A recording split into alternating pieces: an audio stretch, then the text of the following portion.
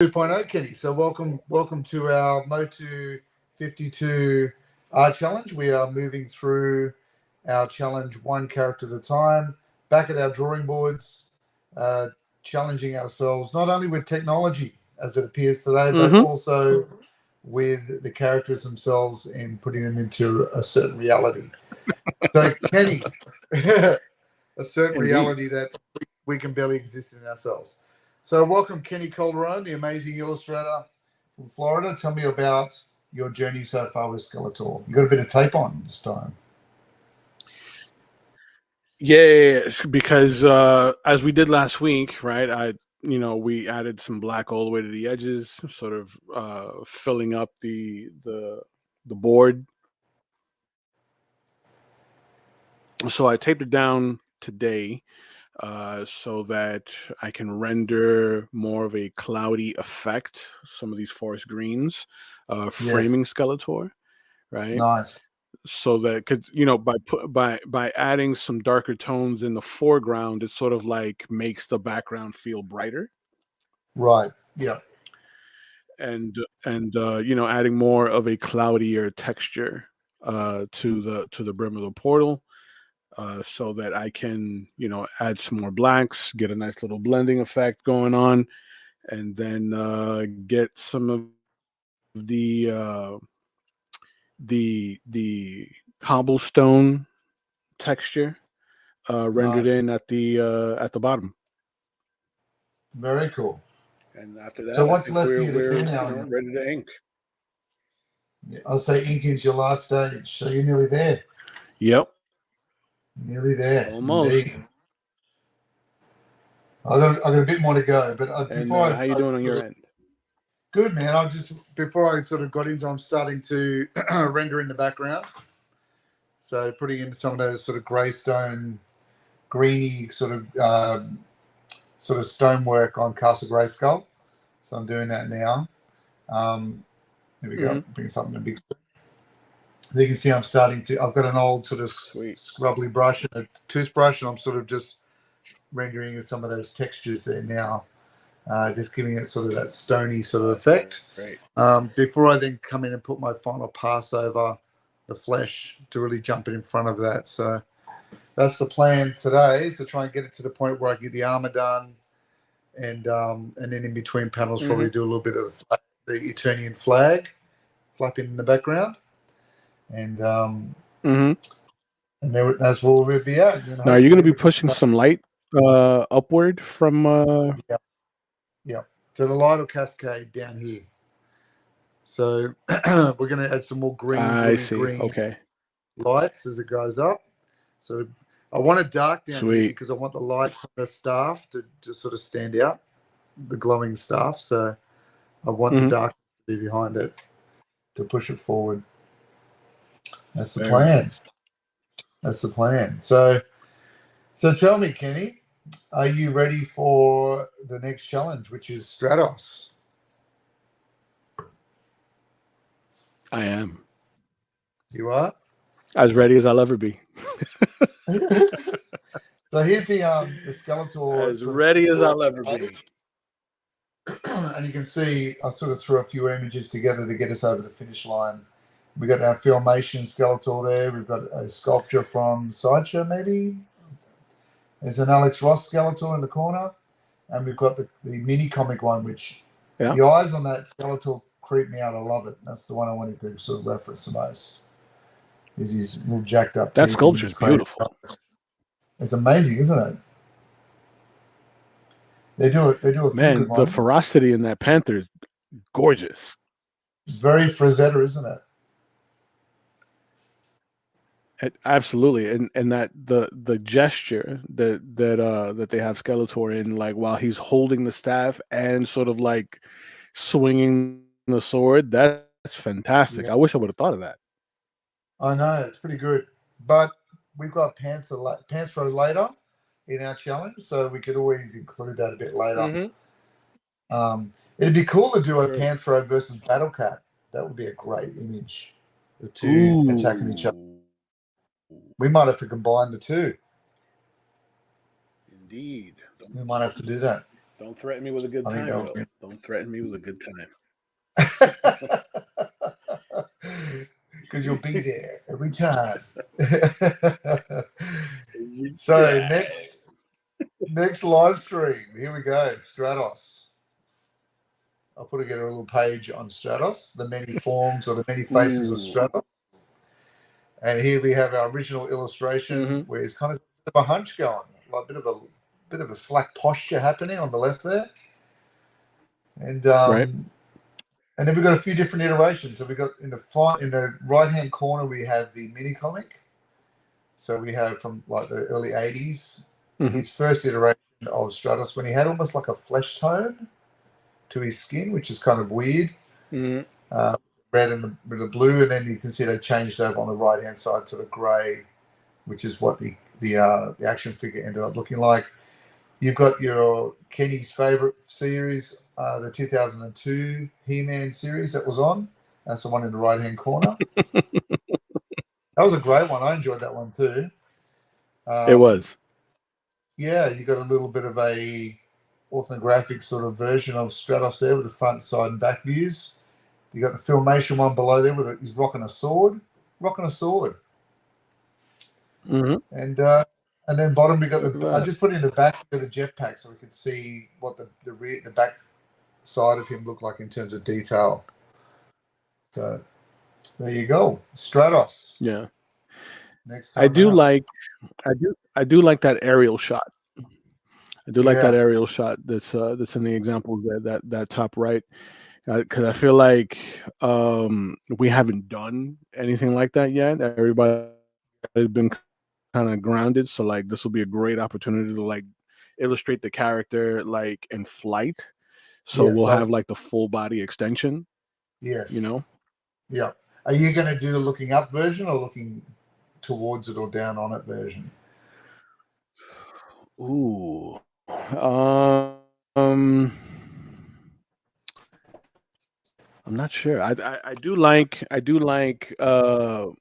the idea of having him facing downward. So it's like, it gives him a bit of stoicism, Yes. You know what I mean? Yeah. So it's almost like he's kind of descending from the clouds. Yes, that's a great one. Yeah. That's a good pose to do. That's what I think I'm going to do with that one. Yeah. But So the design of the characters. Do that, I'll flip it around. Sorry, man. And I do like. I think I'm gonna go with that same color scheme, the one that's up in the top right, with the gray, the blues, and the reds. Yes. Yep. With the red sort of puffs, with the blue puffs at the calves. Yep. Yep. Yes, he's got the Ultimate Warrior boots going on. Or no, it would have been what was his name? The Ultimate Warrior boots. Yeah. I'm just trying to think of his name. When often you'd see the Islander sort of wrestlers that come out and they'd have the puffy sort of boots but the bare feet. Like the head shrinkers. Yes. Yes. The head shrinkers or the Wild Samoans.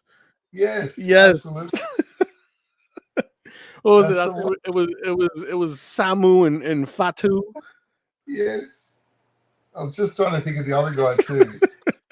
They come out with a bare feet. Bare feet on the wrestling always bothered me on another level, but that's just me. I think that was the real popular one from WCW. That was Ming. Right. Okay.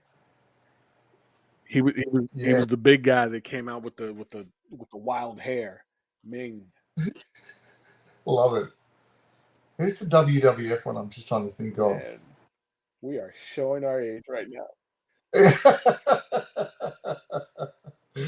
Yes. Can't help it. It just flashes back to me. That was a good time for wrestling, though. Yeah, absolutely. I'm just trying to think. I'm deep diving. I should be doing this show, but now I have to deep dive. I'm just trying to think of what was that wrestler's name in the WWF? And he had the fizzy hair, and he had the leopard skin coloured tights. He only died a couple of years ago. What was his name? Ooh, you're talking about Superfly Jimmy Snuka. That's the one. That is the one. Superfly. That's Jimmy the one with the Superfly yeah. boots. Superfly boots yeah. with the bare Jimmy feet. Snuka. Yeah. Arguably one of the first high flyers. Yes. Glad to have you back, Chris Borman. That's inappropriate. The show started playing without you knowing. That's not appropriate at all. Oh, no. But hopefully we're both loud and clear now. Oh, no. The biggest problem was, I think our live stream was recording while we were trying to actually stream. It was doing two things at once and it just freaked it out too much. I think that's what it was. Too much tech for our Wi-Fi. Couldn't handle it. So, Chris, we're just talking about Stratos, which is our next challenge for next chapter after Skeletor has been completed. We are into the winged Avenger. Indeed. Indeed, the winged Avenger. Indeed. So, and then after that, it's Tila. I just cleaned. Tila's the one after that. Yeah. Ooh, that's going to be fun. Yeah. Our first female for the challenge, so that's going to be good. Yes, sir. Yes, sir. All right, so I just cleaned my brushes last night. Nice. So they're working like new. Maybe I need to clean myself so I can work like new. Imagine that. Just a quick cleaning and you work like new. They are. They're on point. I'm telling you, they're feeling real crisp right now. They are on point. They're feeling crisp. I'm using a really old ragged brush that I've kept for ages, just to get some of those textures in. Nah, of course, nah. Look at this. This is a brush that I've had forever. Look, check this out. Where is it? Oh yeah. I've had this brush forever. Yeah. I love. Yeah, it's the same. The chips and the damage. You already know. Yeah, look, that was the shrapnel. Looks like in Battlefield. Call of Duty with Kenny. But that's Old Faithful. Yes. That's Old Faithful. You're still calling your brushes by girls' names? Isn't that right? Yes. You still doing that? Old Beryl? Yeah. Mm-hmm. Very good. So I got a question for you for your picture, Kenny. Are you going to go darker on the outside where you're working now? Is it going to go to nearly black, or are you just going to keep it to that grey? No, I'm going to go black. I'm going to go black and transition into the green. So yep.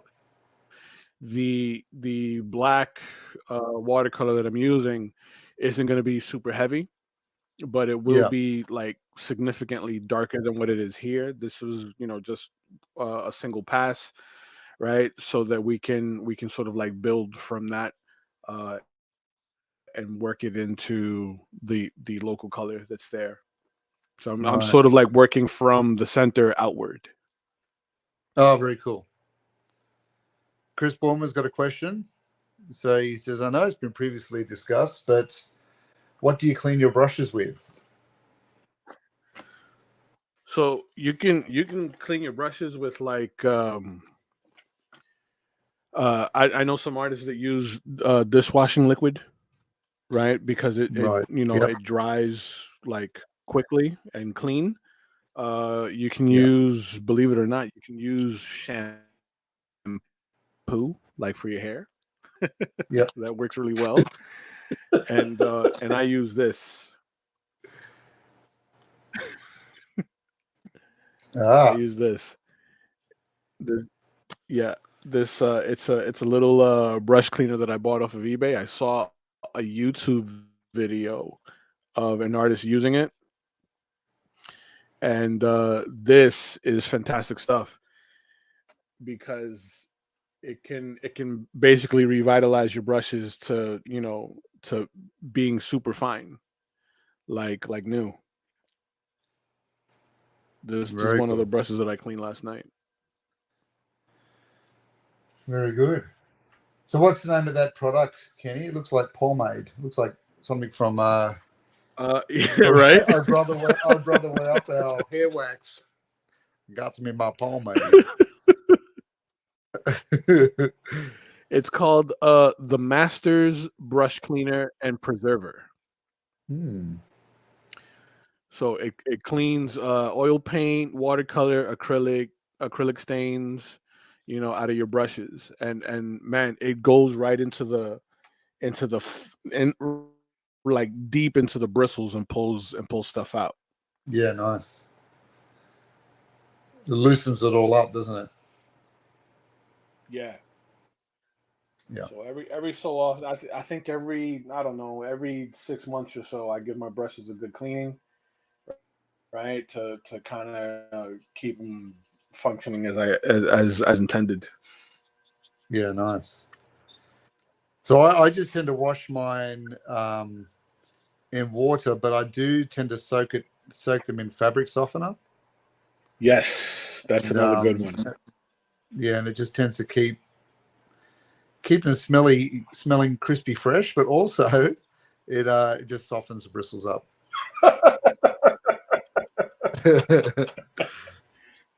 Springtime fresh. Fluffy fresh. I'm very sensory. You know this, Kenny. I need my things. Yeah. That's why every time you commission a painting from Will Clayton, it smells like springtime. Springtime and sandalwood. That's right. That's it. Oh, very funny. Smells like springtime.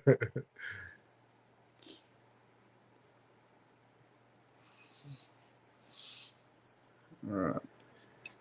I think I should push more of this green closer to his head so it feels like the head has already passed through, right? And the brim of the portal is behind the hood. You get a nice break or separation there from the purple and green. Feel like your painting jumped to like nearly completed in like 5 minutes. It's like it went really quickly. Like it was that time vortex where we were out of sync. Yeah, it was like I had a YouTube ad and come back and you were finished. I was like, what is going on here? No. I still got a bit to do because I want to get some more yellows and lime greens, like pushing out from the center. Nice. And I still have the stones to do on the ground before I even like think about ink. Right. Okay. Yeah, I feel like sometimes I'm kind of like hanging out with a kid in the classroom, and we've been mucking around and fooling around in the back of the classroom, and then the teacher says you got like 5 minutes to get your test done, and then you've done it and walked out the room. I'm like, what? And left me behind. I'm like, what? Same. Weren't we in this boat together? I feel the same sometimes. I get caught up watching you. Like, were we this together I get caught up watching you noodling in one spot, but like the noodling is so impressive that I stop drawing and I start looking at the tree. Start watching the noodles, which can be cause for alarm in a different realm.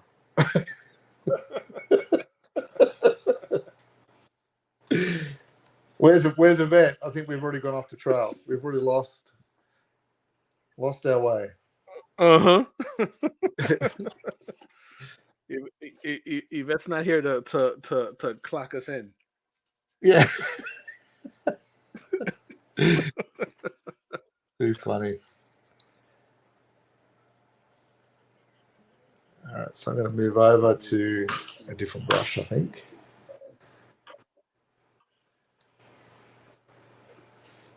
There we go.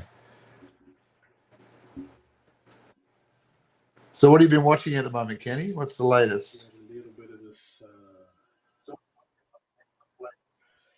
Man, I started watching shoot. Was it? It was the brother's son on Netflix. Right. Nice little like martial arts sort of like crime comedy drama. Right. Yep. You know, I needed something to kind of quell the fix after like, you know, watching all the seasons of Warrior. Yes. Warrior's my jam. Yes. And I'm going to start watching Shogun. Oh, on Disney Plus? No, it's I think it's on Hulu, as a matter of fact, Shogun. It's on Hulu. Yes, right. I saw that. I saw that. It looked like pretty good. Japanese. Yeah, it's like that Japanese like period piece. Yeah. That looked real. I was gaming with my cousin the other night. He was telling me it's really, really good. Oh, good. I'm going to get into it then. I saw it on there. That's what I mean. Yeah. And I caught a bit of the new X-Men show on did you like Disney? I was pleasantly surprised. I gotta say. Yeah. Pleasantly surprised. Yeah, what's the first episode? You know, I didn't watch that. You saw the first one? Yeah.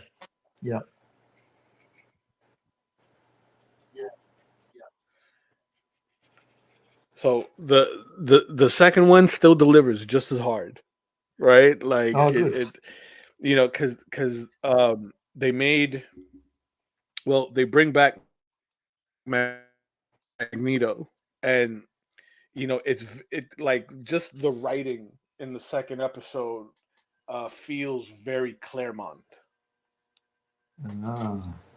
You know, so that's one of the things that I like thoroughly enjoyed. That it really like leaned into like that Chris Claremont like style of writing X-Men. Very cool. Well, that was the era, wasn't it? That was the era for it. In the heyday, the X-Men was Claremont. Absolutely. And I hear through the grapevine that they will be introducing the Goblin Queen in this series. Madeline? Yes. Madeline Pryor.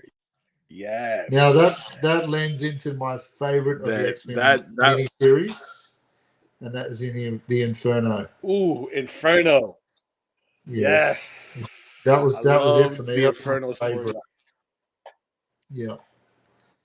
Absolutely. Yeah, for me, that's like top tier X-Men. That was like uncanny X-Men with Silvestri doing the art. And the best crossover ever. Like, honestly, you had Silvestri doing the art for X-Men. I think Petaccio was doing X Factor, wasn't he? At the time. Yes. And you had Liefeld doing the New Mutants, I think. I'm not sure. I can't remember. Yeah, he was on New Mutants at that time.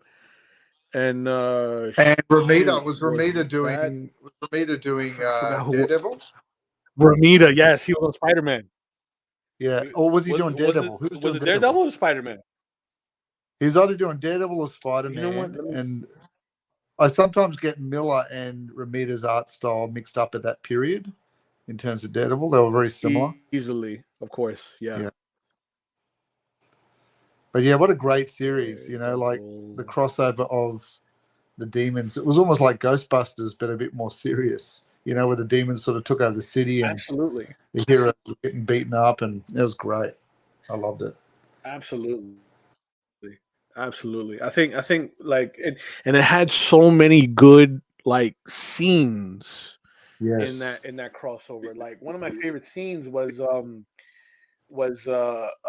it was out of one of the Spider-Man books. I think it was out of Spectacular Spider-Man, Right. where the Hobgoblin was turning into an actual goblin.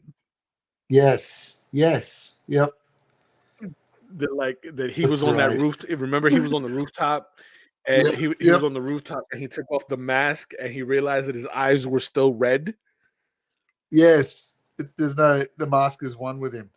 And Man, that's it's great. It's a great visual. And Spider-Man had a good one too, where it might have been one of the side like the side Spider-Man comics, like Spectacular or one of those. It wasn't amazing. mhm.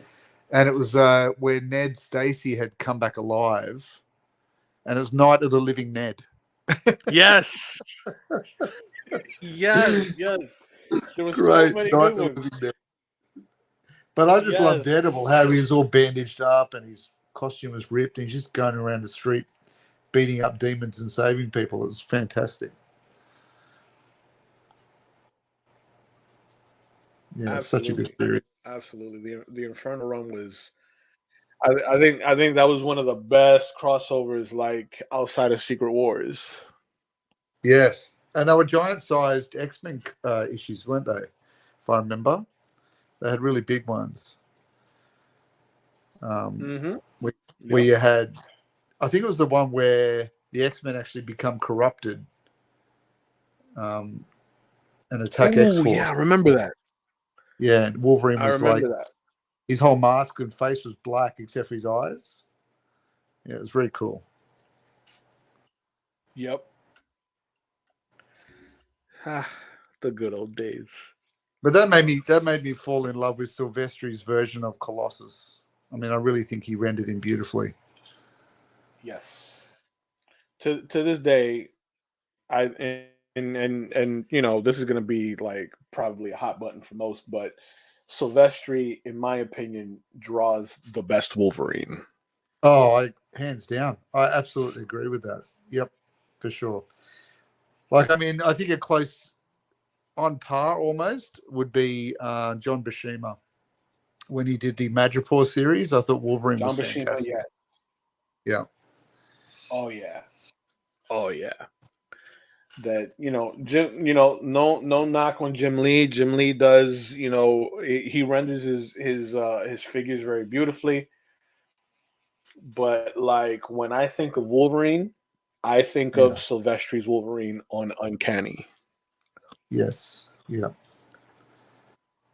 I mean, when you consider Silvestri as an artist, I mean, I see him even today. I see him as as just an absolute illustrator that has a master on what he's doing all the time. Like, you don't often see his stuff being very cookie cutter. Like, he's always rendering different poses. He's True. pushing the boundary. Like, I really like his ability to do that. He just sees things a little bit differently. Maybe a little bit more old school. Maybe, I don't know, but And, yeah, I always loved and McFarlane's no, I mean, stuff and as well. Yeah, I love McFarlane's stuff as well, but I above just all, think you he's see growth. yeah, absolutely. Yep, growth is the word I was probably looking for. Yeah, Above all, you see nothing but growth in Silvestri's work. That like yeah, I have a one of my private students. He's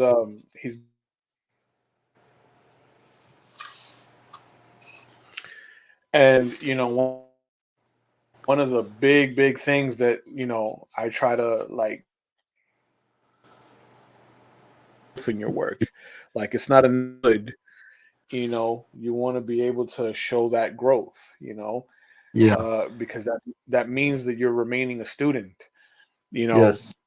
because and right and understandably, like he's a big fan of like a lot of the major guys, right? Yeah. But I kind of ruined I kind of ruined it for him by saying that a lot of those major guys aren't as good as Silvestri, right? And then he Yes. wanted to engage in that argument with me, and I'm like, and I'll show you why. You could take any 10-year block, any 10 years. You know what I mean? You can take any 10-year block of any artist's career, and you can see the consistency in Yeah. their work, right? But you want to be able to see growth in how their illustrations read, Yes. like George Perez, for example, who is, one of my all-time favorites, right? Yes. There was growth. There was growth, and it was very subtle. If you like Yeah. look at some of like his most current Avenger stuff versus his old school stuff, there Yeah. is a consistency, right? Because obviously George has a style, right? But you can see growth in the way he renders his figures, in the way like his gestures read. You know what I mean? And that's where you want to be. That's the sweet spot. You want to be able to convey that growth, that's an indicator that like you're still learning, you know. And Silvestri for me is one of those guys that personifies it as a professional. Mm. Yeah. Who would be an artist, Kenny, that in your eyes has shown growth in their style, um, and you maybe didn't like their work, but then when they sort of evolved, that you did like their work?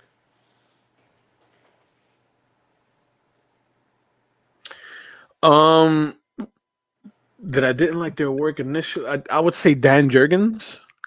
Yeah, Brian. Yep. So Dan Jurgens, initially I didn't like his work because Right. I felt like and it's no knock on him because Dan Jurgens to me is synonymous with Action Comics. He's Yeah. synonymous with like the Adventures of Superman for me. Right. So initially, I felt like some of his stuff felt a little phoned in. Right. Like Okay. they were kind of stiff. They weren't as dynamic as they could have been.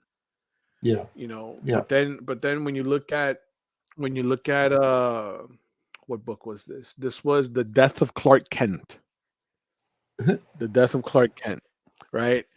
In that one, it's it's like you can see the jump. Right. It's like now because in The Death of Clark Kent, that's when it's revealed that the person that's been I guess like stalking Superman or Clark Kent, letting him know that he's aware of their secret. It's revealed to be Conduit, right? Who Right. in the continuity was born the same day that Clark crash landed in Smallville. So he was Right. affected negatively. He was affected negatively by the Kryptonian radiation. So like where kryptonite made Clark weaker, it made Conduit stronger. Right. Okay. So Nice. like yeah, it was great story. And the Yeah. art is fantastic. Yeah. Fantastic. So like Dan Conduit. for me for sure is one of those guys. He's one of those guys that Yeah. like at the very beginning, like he wasn't as he didn't jump out at me like, like most from that era, you Right. know. Uh, but like he eventually like you know really like stepped it up with just the way his it's the dynamism for me. Yeah. Yeah. Okay. Like the forms have to feel like they're moving for me. Yeah. Yep. So big shout out to Dan Jurgens. Still doing it. Who Still doing it. who so directing the question over at you, who would you say kind of Um, stepped up their game that initially you didn't dig their work? Probably Bill Sienkiewicz. Yeah, probably Bill Okay, Sienkiewicz. I mean, I can see I that. look at Bill's stuff now. Everything I just eat up. I love everything he does now. But when he first started, first time I saw his work, Yeah. and a lot of that has to do with my age, right? Because when his work came out, what did I know about art? I mean, I was just a kid, But I read his first one was the Havoc and Wolverine book that he brought out. Ooh, yep. You remember that? And I was constantly attracted Hmm. to that cover. That cover looks amazing, but I couldn't jive with how he was doing the book. I just didn't like it. It didn't sit with me. But it's only now that I go back and appreciate it. But his style then evolved to be more and more leaning into that sketchy watercolory look, like Elektra and Daredevil, and Hmm. now I just can't get enough of it. And I think that's just got to do with maturity as a person that sees things. But Right. yeah, his stuff really, yeah, it's just amazing to me now. He there's not a watercolor piece that he does that I don't like. Like there's always something new in there, I guess. But yeah, I didn't like it to start with. But I think when And he's is it? continued to perfect and evolve it, it got better in my mind. And there's a bit of cartooning in that series. Yes. Yep. Yep. Absolutely. Simon It Bisley is almost another feels one that, kind of, yeah. yeah, It almost very feels kind of Sam Keithish in a sense. right. Yep. Yeah, that's where that Simon Bisley reference comes in. It just reminds me of that really acrylic, airbrushed sort of Judge Dredd stuff, Judge Dredd versus Batman sort of work that he did, where it's a similar sort of style. Yeah, yeah, very cool stuff. Yeah. That's I can see some cabbage. Yeah, And then you get a I can Greg see that. Staples from a Yeah, Simon Bisley, like it continues to grow, doesn't it? true. Yeah, continues to grow. Yeah, but I like his painterly style. There's nothing Yeah, boring that's. about it. It's always something new. Hmm. Yeah. I can see the Bisley influence. Yeah. Are you looking them up? I see it. Yeah. I'm looking at some of Bisley's work. Yeah, Yeah. you know what? The textures are beautiful. Yeah. Very, very, very light, but like also very grainy at the same time. Very sketchy. I love it. Yeah, you can tell he really built up those surfaces before he would paint on top of them. And he's Yeah, got lots of those flecks and splatters happening, especially when you do a Joker's face or you do a Mean Machine from Judge Dredd. You sort of build those textures up in the yeah, background first.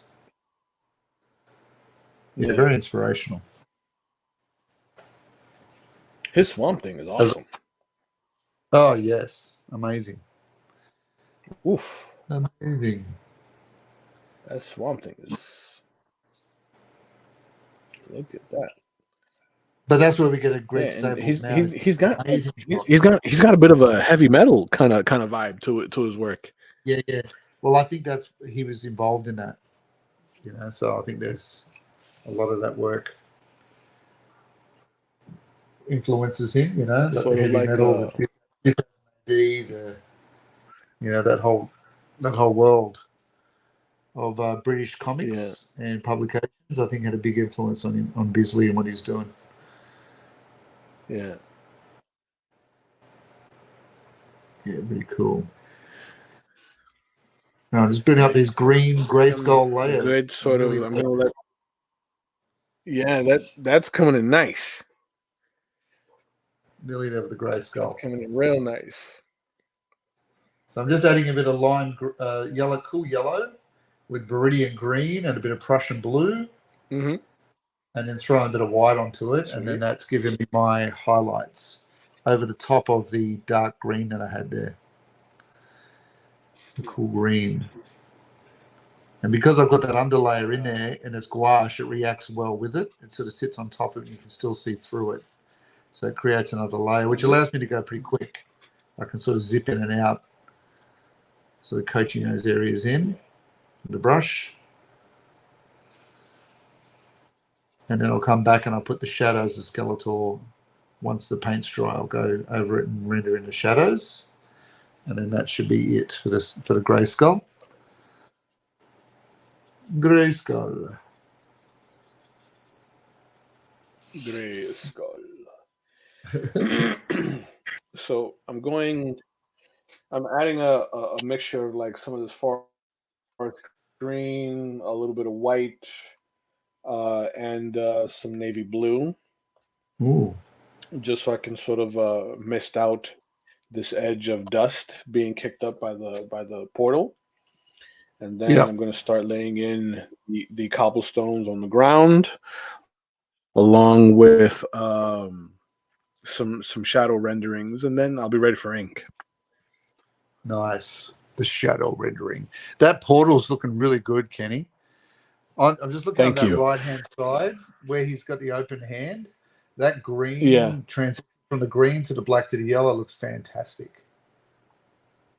I love it. It really looks like there's a lot of depth. Thank you. That's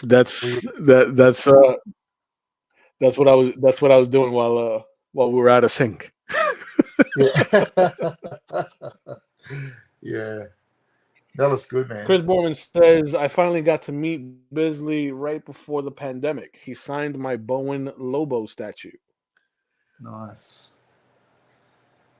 Yeah, Excellent. Bisley, Steve Dillon, Brian Bolland, all of those incredible British illustrators were a massive influence on me in the 80s. Like, God, I just ate up their stuff as soon as I could find something of theirs in publication. Before there's no internet back then, you had to kind of wait for things to come out. But yeah, those guys were my go-to.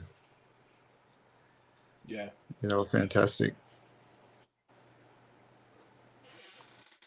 I still look at Steve Dillon's stuff. Man, rest in peace, Steve Dillon. But I still look at his stuff and just think, man, incredible sequential work. Like, really good stuff. I'm gonna look into Bisley a bit more. His stuff is really interesting. Yeah, it's really dreamscapey. Mm-hmm. That there's this Conan piece that I'm looking at right now on my phone. It's fantastic. Yeah. No, he's good value.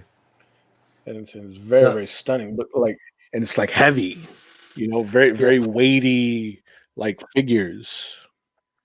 You can really feel the muscle. Like, it's very thick, sort of like a lot of tonal build up. Yeah, it's very good. I first saw him when I had the Batman versus Judge Dredd book, the graphic novel that came out back when they first started doing graphic novels. I remember that. Yeah, and that was great. I remember that. Yes.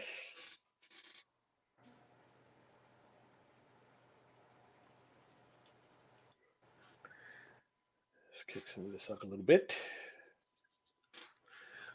Now let's get some of this cobblestone in.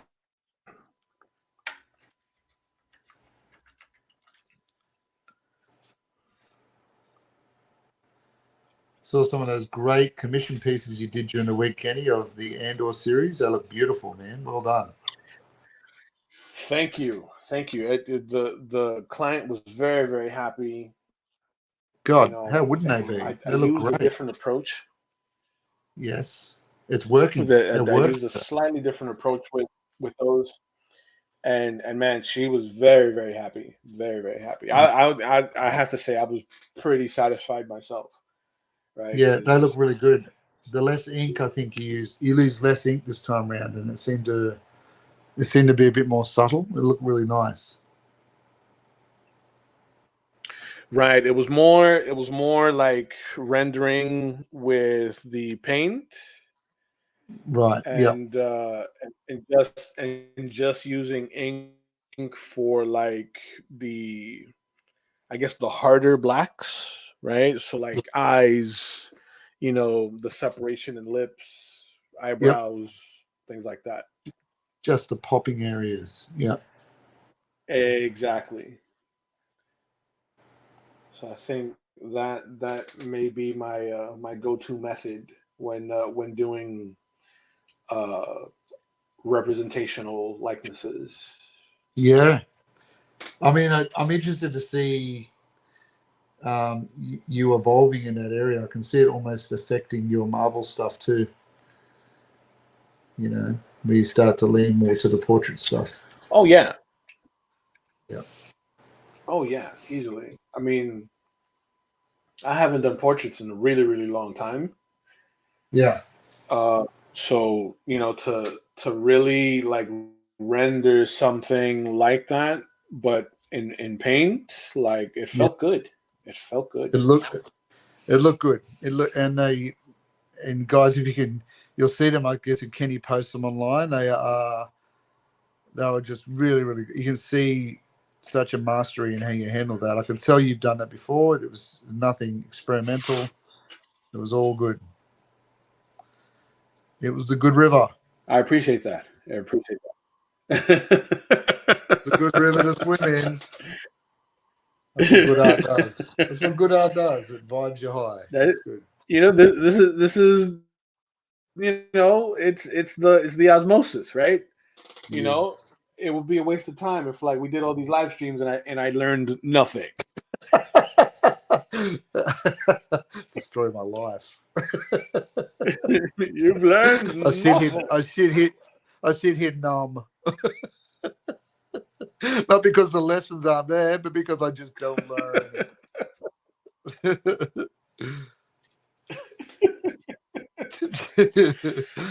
Deep. My dad used to call that just being deep dumb. I'm just deep dumb.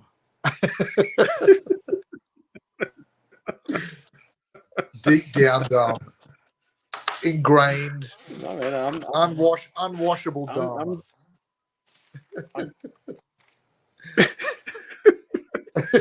Oh man, I'm soaking it up from everywhere because like I'll watch you render your stuff. There's a couple of other painters that I follow that come up on my feed, and it's the mantra. You know what I mean? You got to observe how other artists work so that you can pick what stands out to you and incorporate it into the way you render. You know what I mean? So you basically you're telling me on live stream that you're seeing other painters. Is that what you're telling me? Yes. This is an open painting relationship. What are you telling me?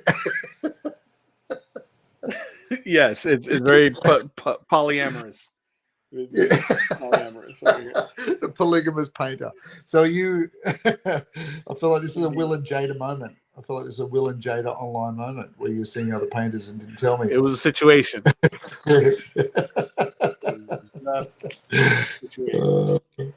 Of course. I mean, that's what it's all about. It's about really gathering that palette of inspiration and learning different facets of what makes you become what you are. I mean, there's no point, there's no copycatting, and there's nothing about that. It's about leaning into the lessons of what you see around you. I mean, you listen to anyone, whether it's a David Finch, or you listen to a a Sienkiewicz, or any of the people we talked about. They all have their go-to lessons. Mm-hmm. Even in Alex Ross, where he's looking at a Line Decker or a Rocker, or all these artists that he's leaned on in the past, that has been his inspiring points. It just makes up their own approach. It's just what we do. Some would see it as we are the greatest thieves in the universe, but it's really about building your repertoire of knowledge. Of course. What we do. It's nothing new. It's what we do.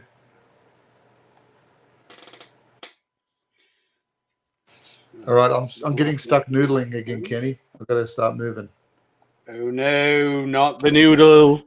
It's the rocks. It's too appealing. Well, the rocks. Admitting you have a problem is the first step to to healing. To bigger problems. Yes, I know. Yeah.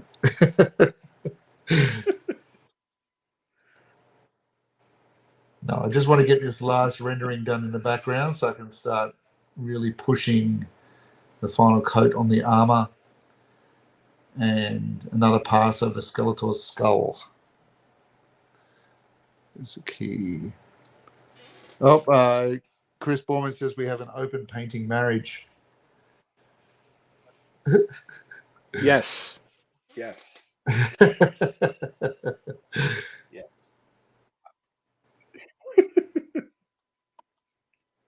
Correct. I love Will, but I want to see other painters.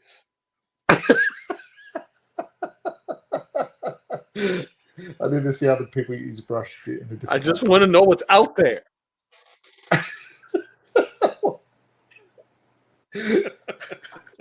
So many jokes. So just little stuff I can reveal online.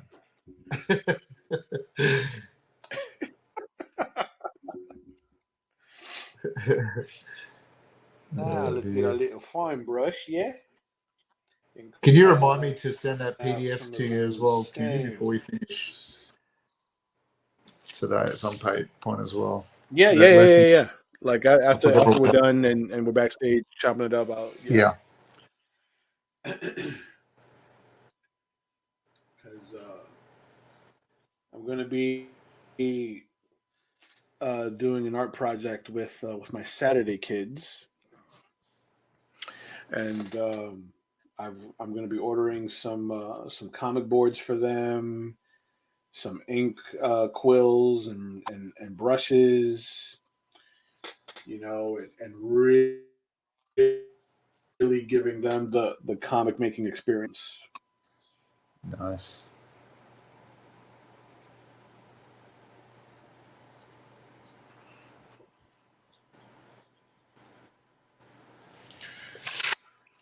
Let's soften this up just a tad.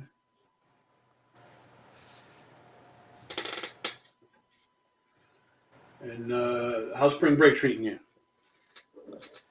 Well, for me, it's we're in autumn now, so we've moved into the Easter break for our term break. So good chance to catch up on a lot of work that's got to be completed, which I can't sort of talk about too much at the moment. But it's once that's out of the way, I can sort of move then more into rendering other things, other properties, and maybe getting back to the horror stuff, getting that ready for print. So there's a little bit of catch up, a little bit of follow up, finishing off commissions, that kind of stuff. So it's been a very nice production. Yeah, super productive. Yeah, beginning. Like it's only started for me like this weekend. So I got a 2-week window, which is really good. Love a good 2-week window.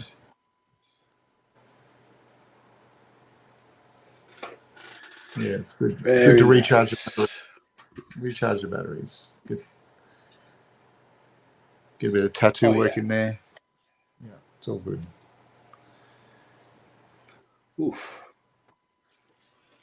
I'm overdue for some ink myself. Yeah. I want to finish up. Yeah, I want to finish up my left arm and bring it into uh like my shoulder, like my upper shoulder going into the clavicle, Yep. because it's all black and gray Japanese Nice. sleeve, Yep. um, that I started some years ago. I got a cover up I want to do on my right arm, and I want to get a tattoo for my dad. Nice. What's the cover up? Is it a Yeah. an embarrassing My, relationship from the Navy, from the years of the Navy, or what are we talking about? no, no, no. It's something I did. It's something that I did like while I was still with my Oh. ex. Oh yes. So that has, yeah. So that's got to go. But Gotta go. it was more so it was more so done. Yeah, it's got to go. I mean, but it was more Gotta so go. like it's more representational of my son than my Right. ex. So I want to cover it up, but like do something that is all about my son. Yes. So Okay. like my son is a Scorpio, so I want to get a scorpion, right? Uh, to cover up the piece and put his birthday underneath it. But the scorpion's stinger will be Yep. a quill nib Ooh, that that nice. that's dripping ink. Ooh, Yeah, nice one. because Very cool. So what's the the what's the boy, cover up of? Is it a design? Is it a picture? Or is it a design? What is it? It's a. it's this school clothing. Okay. Yep. Yep. That's gonna have to be a So I pretty want big to cover sort up. of block it out. I want to block it Yeah. out, and then maybe bring the tail up by my elbow, Yep. so that it it sort of like connects along with the this piece that I have on my forearm. Right, it's a piece that I did a long time ago. Yep. Right, so it's sort of like coil right over here around the brush, and Yeah. then I want to get a crescent wrench for my dad. Nice. He was a mechanic, a Yeah. car mechanic when he was alive, and on the crescent wrench, I want to get like a. We have coqui frogs in Puerto Rico. They're tree frogs that we're like famous for. Yep. So on the crescent wrench, I want to have the frog sort of like pull like it's a tree twig or a branch. Yep. And then on the Very measurements for the crescent wrench, it'll be like, his sunset, or rather his sunrise and sunset. nice. Nice. Very cool.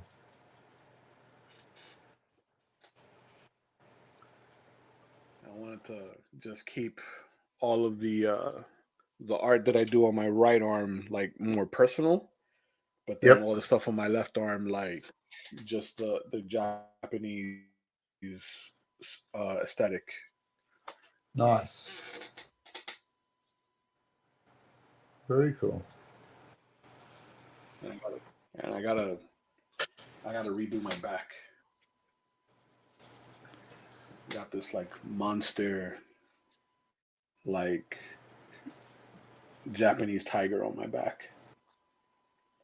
Oh, as in American traditional ink style? Is that what you're looking at?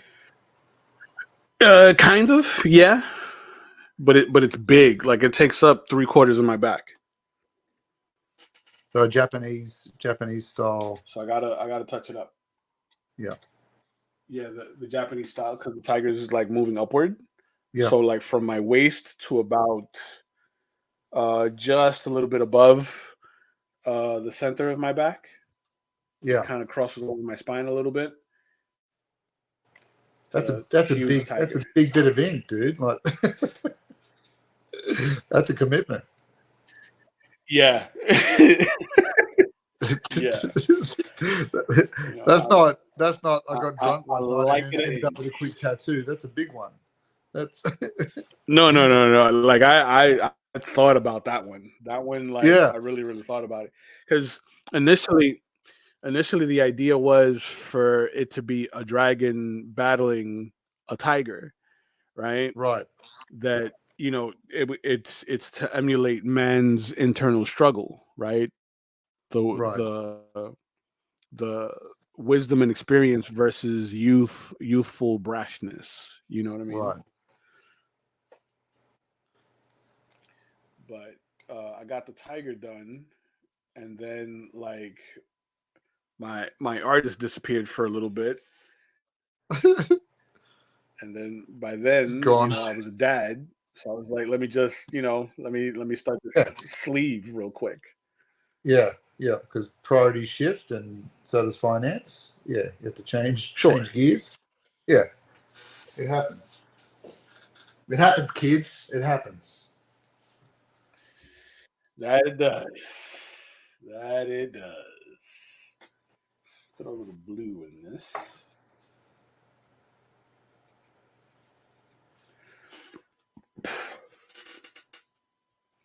So good time for us to just welcome everyone that's joining us today. If it's the first time with Kenny and I back at the drawing board, we pick a theme. We picked Masters of the Universe, and we are sort of moving through the Masters of the Universe realm one character at a time, trying to render them in different scenes, different adventures, different poses, and pushing our own boundaries about references and life drawing, and trying to keep a bit of dynamism to our artwork. And while we're doing it, have a good laugh, good time with everyone, and working on the mediums. And this is our first time around. If you are joining us, you are also welcome to draw along with us. Post it on the Artists of the Universe Facebook site or in the chats here, and we can share it on screen.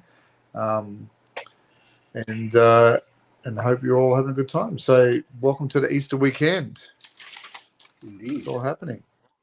Are you a fish only man on Good Friday? Is that it?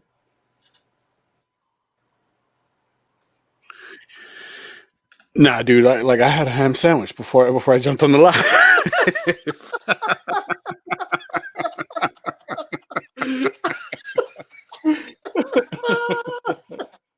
Yes. You know what I mean? Like for breakfast, I had like steak and eggs and smash browns. You know what I mean? Like a turkey leg for breakfast. Like a Roman king. And I just let the turkey meat juice like roll down my taco meat, as I sat on the couch. Deliberately let it. Just out of arrogance.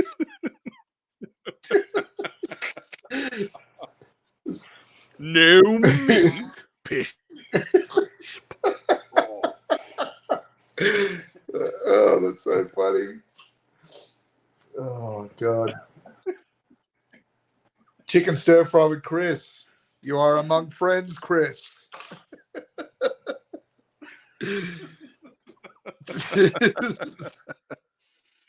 Yes. One of us. One of us.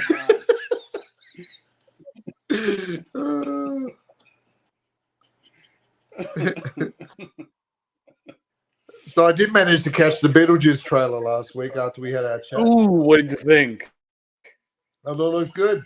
Interesting, the few people I haven't included in the show, which is not a big surprise, really. But Yeah, it looks great. Looks very interesting. They've captured the same sort of feeling with it again, so that's going to be good. Yeah, it looks good. Yes, that is quite exciting. Quite exciting. Did you happen to catch the Ghostbusters film? Yeah, interesting. I haven't seen it yet. Is that what you're saying, or just hit the trailer? Yeah. Yeah, I saw the trailer. I haven't seen the movie yet. I'm seeing that they brought back like the whole crew practically. Yeah, right. That's Like interesting. Ernie Hudson, Bill Murray. Yeah. It's a shame they didn't do this stuff years ago. It's a shame Hollywood gets in its way sometimes. Like, it's kind of like you had the opportunity to bring, Absolutely, Han, Leia, and Luke together, and you didn't do it when they were in their prime. Like, it's a shame it took so long. But anyway, it's good to see them on screen. It's a shame, Ivan Reitman can't do it, but it is what it is. It is. And yeah, it looks pretty good. Yeah. I've been moving through the office after our conversation. I've been watching that in the background while I paint. It's so funny. Yes. It's so awkwardly funny. So There's moments where I have to leave the room. I cringe. I've got to get up out of the room. I've got to get out of there. You got to. Sometimes it's so bad. I can't be in here. I can't be in this room right now. I've got to get out of the room. Yeah, it's very funny. Very funny. It's so good though.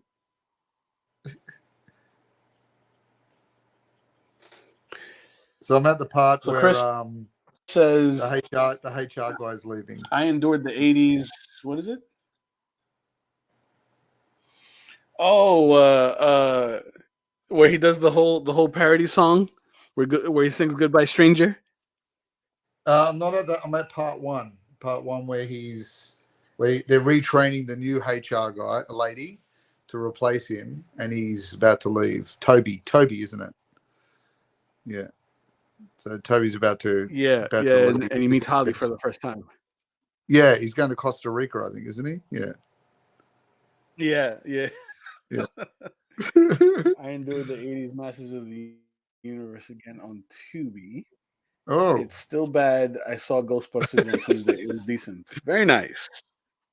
Are you talking about the movie, the 80s Masters of the Universe movies? Because movie itself, or because that was a hard watch?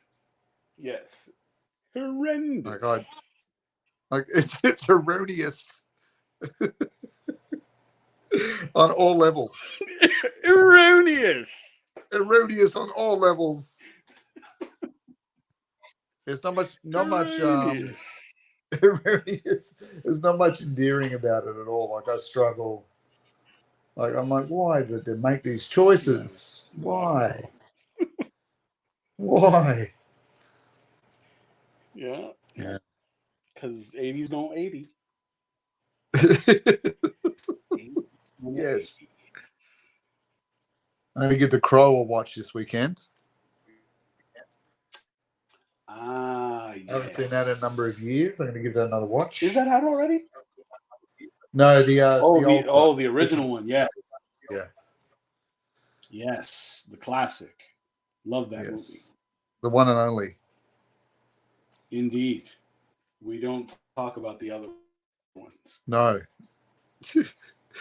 Did I see Bill Skarsgård is going to be? There's where. What? Yeah, you did see that. That's what you saw. Yeah. What's that all about? What is that all about? I mean, I'm still gonna go watch it. Yeah. Yeah. I'm still gonna go watch it. Of course you are. The trailer did look kind of good. It just, there's too much daylight. And it throws me off. Yeah. It's like Batman in the day. What are you doing? Yeah. What are you doing? Did you read the book? Like, honestly.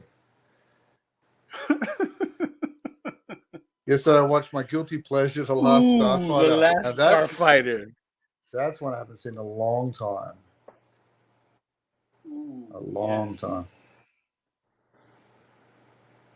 Is that the one where he built the ship? He built the ship. Was it the one where he's on the video game? I can't remember if he built the ship out of something or whether it was a video game that sucked him in. I can't remember. I'm crossing over my 80s movies, perhaps. Like Tron? Yeah, I don't know. Remember he was playing a video. Wasn't he playing the video game, The Last Starfighter, and then they contacted him or something? I don't know. I can't remember. There's a few of those movies that came out. Oh, there we go. It was the video game, he said. Yeah.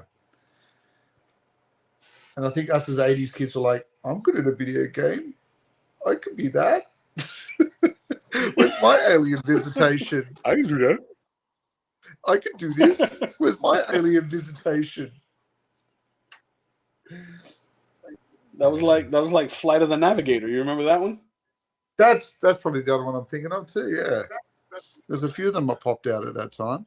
Flight of the Navigator.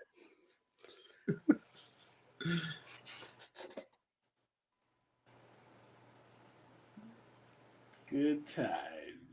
Good times in the 80s. And then you wouldn't see anything for years. Indeed. They have a burst and then you get nothing. Nothing forever. You make up the games in your head.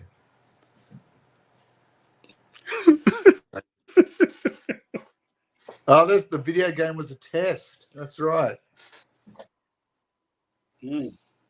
That's right. What if he failed that test? You just get nothing, or that's it, just normal life afterwards? Just mundane. I could have been the last Starfighter, but now I'm working at McDonald's. Just McDonald's working out. It could have been something special, but no. What was the one that what was the video game that Mark Hamill did the voiceover for? What was that one? That was a good one too, wasn't it? Back in the day. Do you remember that? Which one? Mark Hamill, Luke Skywalker, did the voiceover for. Mark Hamill did a voiceover? Yeah, that was remember it was a space one, with these creatures that look like lions.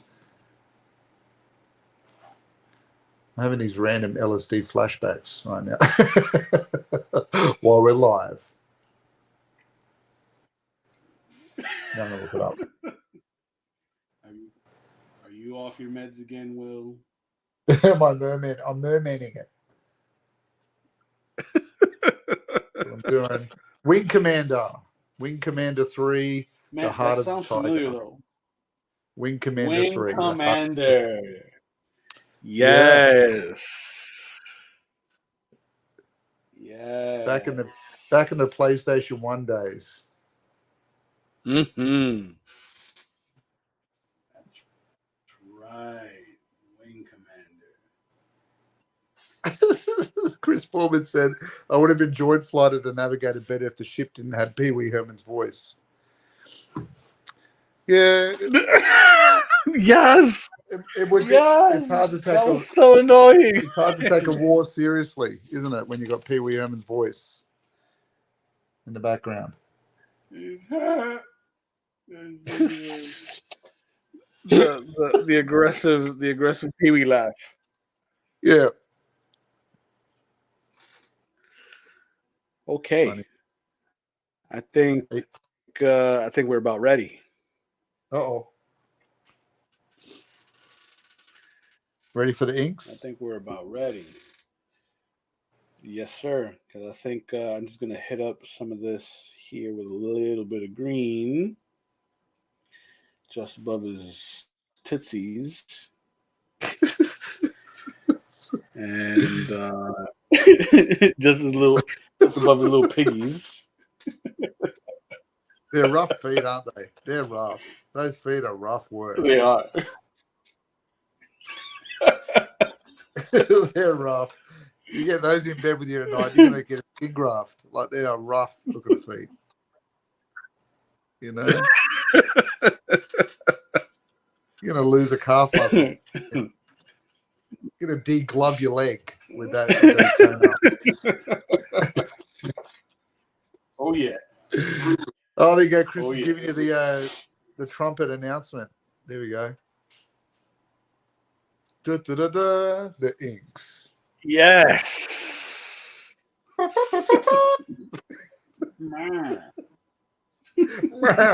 Trumpets. Fanfare. Fanfare, beach man.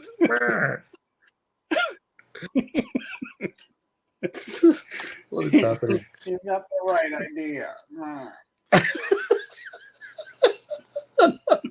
Parade, damn it, parade.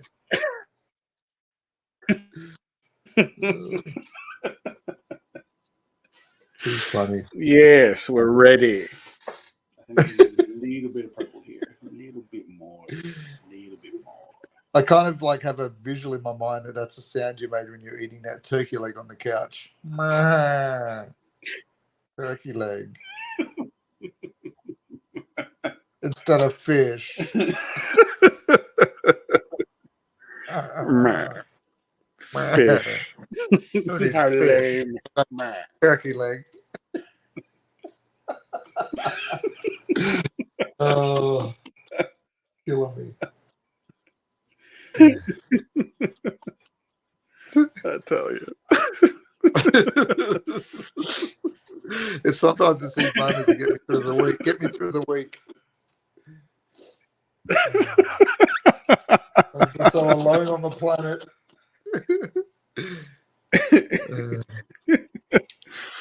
All right. So.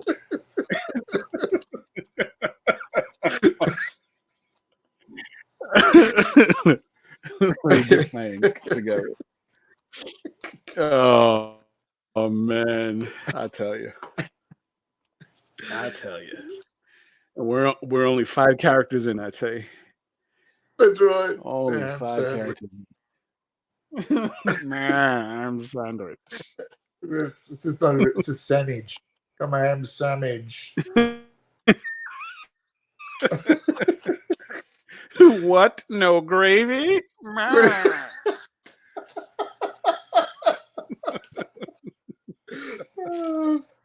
What a great cartoon. This time we didn't forget the gravy.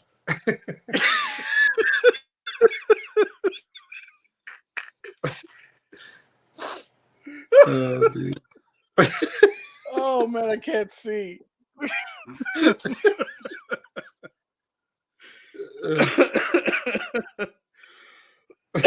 Oh man. And there it is. We're officially off road. Didn't even realize I just drove straight off the edge. It was like I didn't even know anymore. We were even on the road. I don't know. There it is. Just deleted it. So let's Wing Commander did it. Wing Commander did it to us. Indeed. Let's see how we're looking. Okay. Start over here. Chris Borman, how are our sculptures going this week? Have you been working on your format figures? What's the update?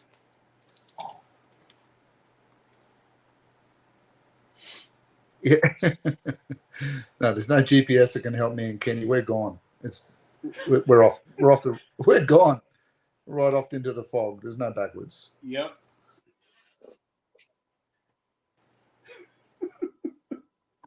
It's over.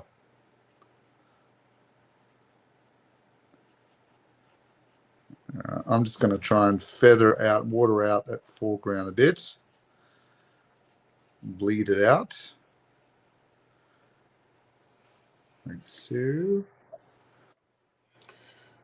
Man, I love that.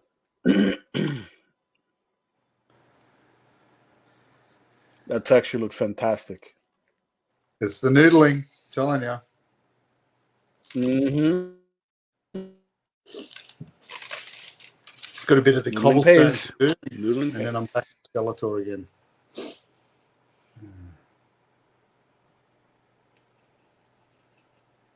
just laugh my way through the background, basically. That's what I just did.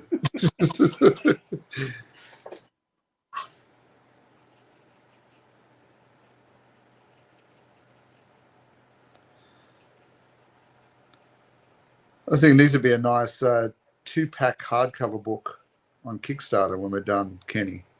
What do you think? Ooh, good idea. Eh? You buy them as a 2-pack, not the wrapper. Calm down, Chris. Not the wrapper.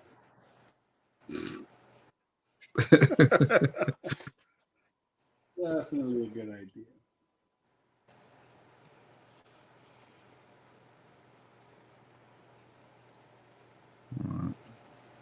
Greeny. How's that ink going? Nice. Oh, it's feeling great. Such a satisfying scratch. Yeah.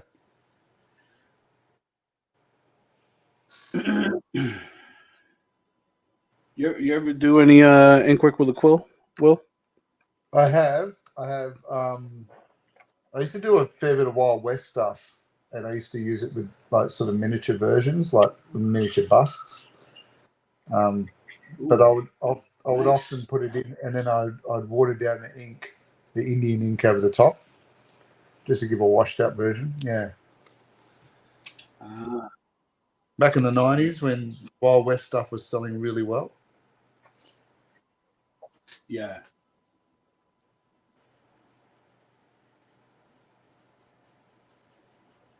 Back in the Dances with Wolves days. People running around with T-shirts. Chris says I didn't paint or sketch this week. Oh. I came up with a new Harry Potter Voldemort duel concept for painting, and I'm working out a plot for a comic strip. Love it. Oh, still had a very productive week, I'd say.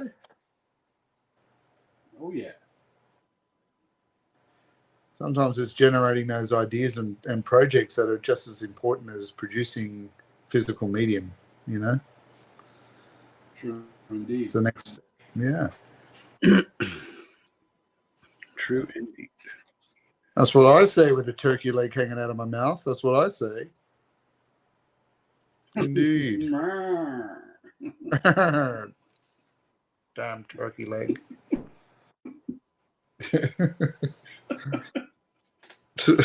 Cusses his own turkey leg. Damn your turkey leg. I love you. We're not going to have any of these voices for Stratos. That's going to be the problem. Stratos is going to be mildly boring compared to Skeletor. Not even a hesitation. No, there'll be something. There'll be something. Yeah, there's always something. There'll be something.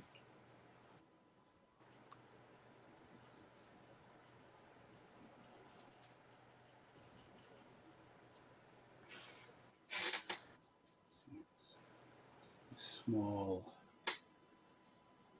etchings here.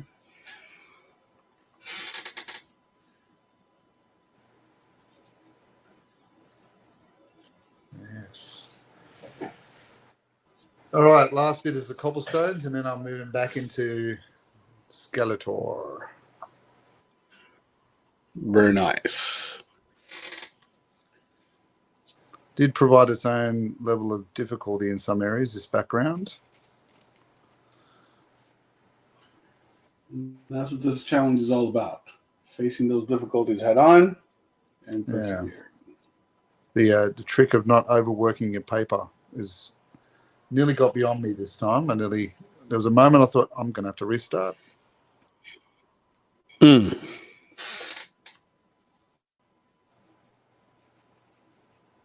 Which is not a good thought when you're this far down the track, but sometimes you just accept that and go, okay, I've got to do what I've got to do. Mm-hmm. Either way, it's got to happen. That it does. That it does. I think I need to redip. You ever get scared of ink splatters when you're using the quill? I used to, Yeah.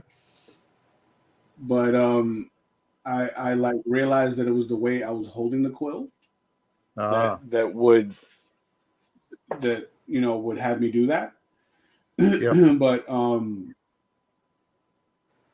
now I'm extra careful at like tapping the excess Yep. ink back into the well Right. before applying it to the artwork. Okay.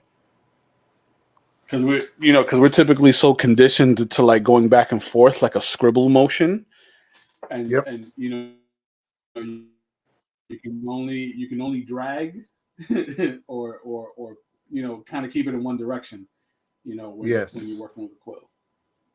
Yep. Otherwise it'll get And it's real messy. and it's just getting used to it, isn't it? It's getting used to knowing when you're running dry and dipping back in, and it's very similar to tattooing. That and knowing the kind of ink that you're using, right? Because Exactly. like if you have ink that's too watery, yeah, you run the risk of like sweeping the ink a lot sooner. If you have ink that dries too quickly, it can clog the quill, so you find yourself dipping more. Yeah. So the ink that I use is a sumi ink, a Japanese ink. Yes. Yes. That's like That's the nice happy ink. medium. It's nice like ink. my happy medium because it's like it dries fairly quickly, right? Yeah. So like, for example, if I were doing this straight away with ink before I started laying any color layers, I would give this about maybe 2 minutes for it to dry completely, and then I can add watercolor right over it. Right. Yep.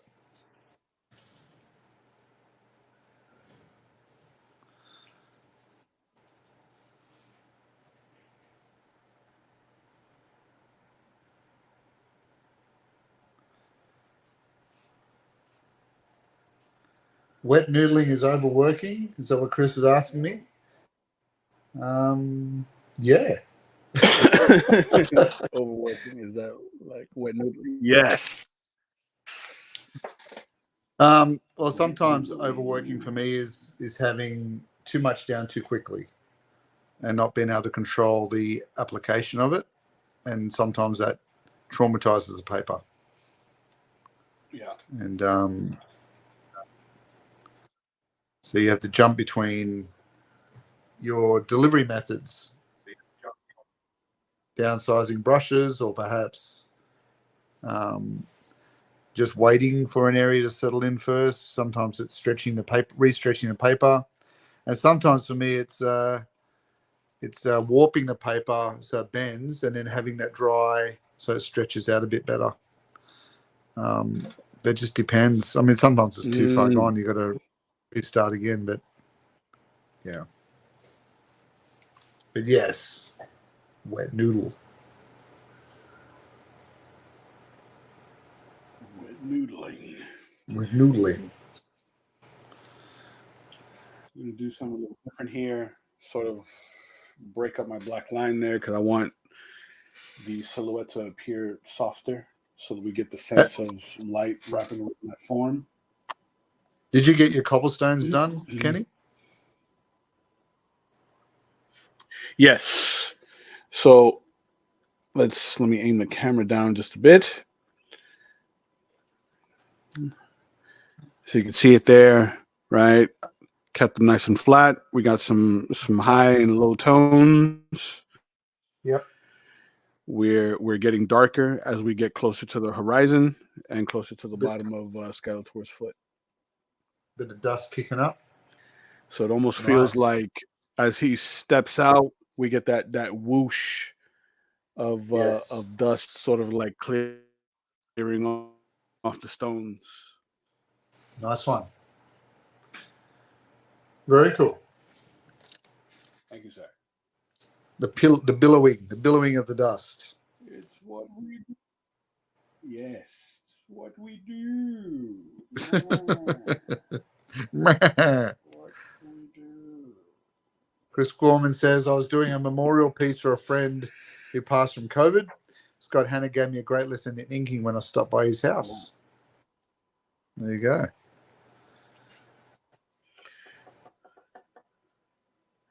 Great. Yeah. Working with ink in this fashion is really, really satisfying. I mean, I think like most artists, I use Micron a lot, but Yeah. it was actually like Melissa who got me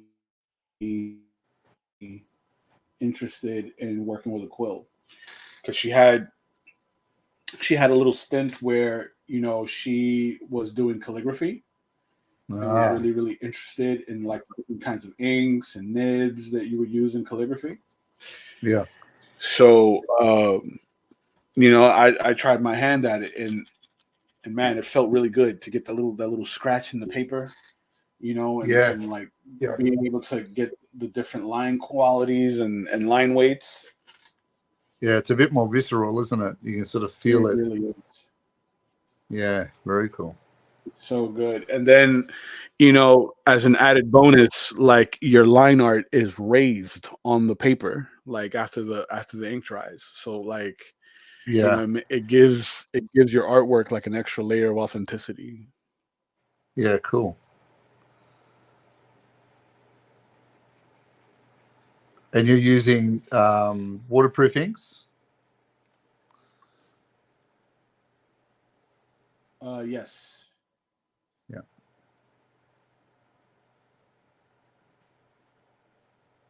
That's a hard lesson to learn, isn't it? Oh, I picked up the wrong ink. Oh. It really is. It really is.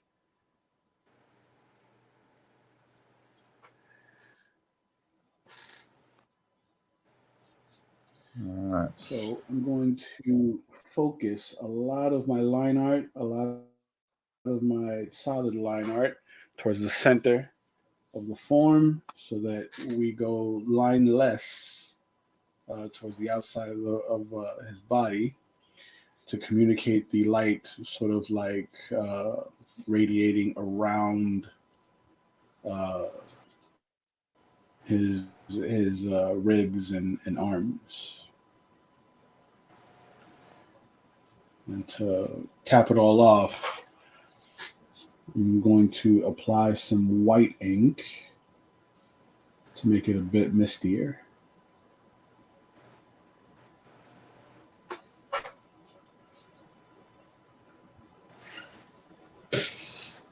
All right.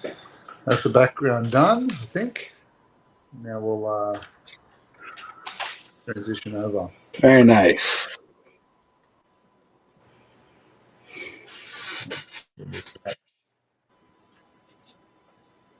little lime green for his chaos staff.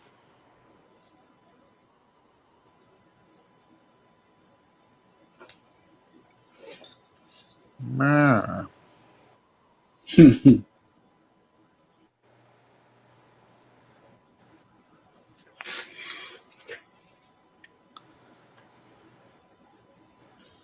I find this process just like almost as much as satisfying as painting. Really? Yeah. Is it because it gives you an immediate result? Like, bang. Like, especially when I ink. Yeah. Absolutely. Like, whoop, there it is straight away. Yeah. I got to admit, Boom. even though I find inking a bit tedious, when you finish a nice black and white piece, is really satisfying. Like, you just think, that looks really strong. It really really bold. Yeah.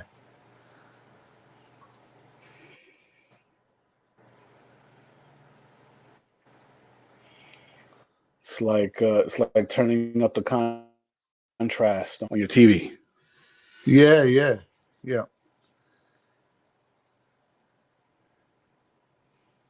Yeah, absolutely.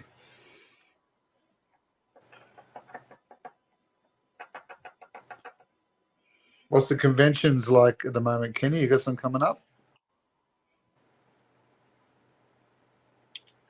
Actually, I would have been in Puerto Rico this weekend. This is the weekend for Puerto Rico Comic Con, but I had to cancel that for some budgetary issues. But Yes. my next con will be in Miami Beach. 3-day convention. And I have a few other large conventions that are tentative. So we're waiting to hear back on the approvals on those. Nice. So that's that'll be for May. The weekend of the 17th. So anyone in the Miami area, if you guys are in town, swing on the by Miami Beach Convention Center, come check me out at Otaku Fest. Yes, it's a great con. So good day and pick up one of those amazing trading cards you do.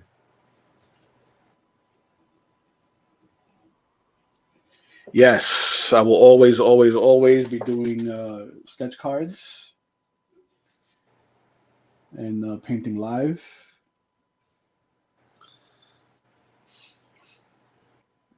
And I will be, I'll announce it right before the convention. I'll be taking some pre-convention commissions that you can just show up and pick up. Nice. So you don't have to wait around.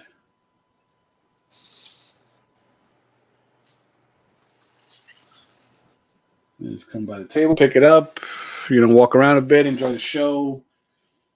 Good thing about those trading cards is they're so little. They to finish up. They can stow easily, can't they? These trading cards are good that way. Oh yeah, the sketch cards they're very, very easy for me to knock out. I can knock out a card in 25 minutes or so, full color, ink, fully rendered. Nice. And if you're buying them though, if you're buying them at a convention, you can walk around and they're not a big sort of bulky thing that you got to try and hide. You can sort of put them away easily. That's true. And I provide, sleeves for all the cards that I do, at any time. So there's no worry about the corners being bent or anything like that. I give you sleeves. Yeah.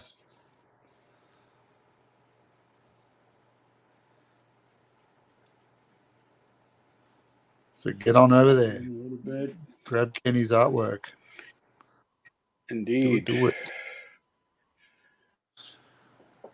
But, if you're not going to be in the Miami area, you can always order it through my Etsy store. There we go. And you can contact you through the Etsy store and get private commissions too, I believe was what I read on there. True indeed. True indeed. What would you say is the most common property that people order from you on the sketch cards?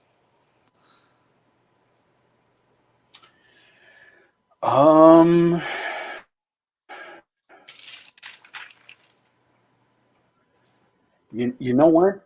It's varied. It's really, really varied. Because I've gotten commissions for so many different things. Yeah. Right. Like that one lady that stuff. Yep.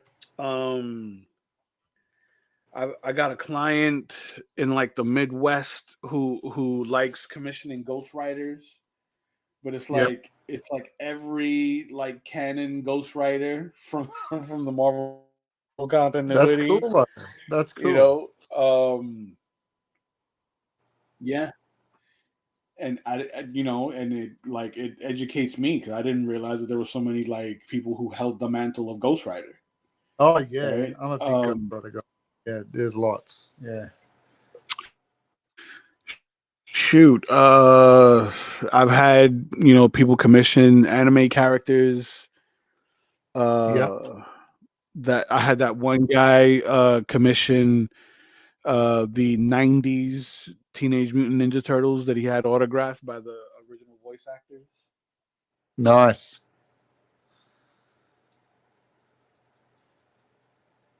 Like and that's the beauty of the sketch cards, that like sky's the limit.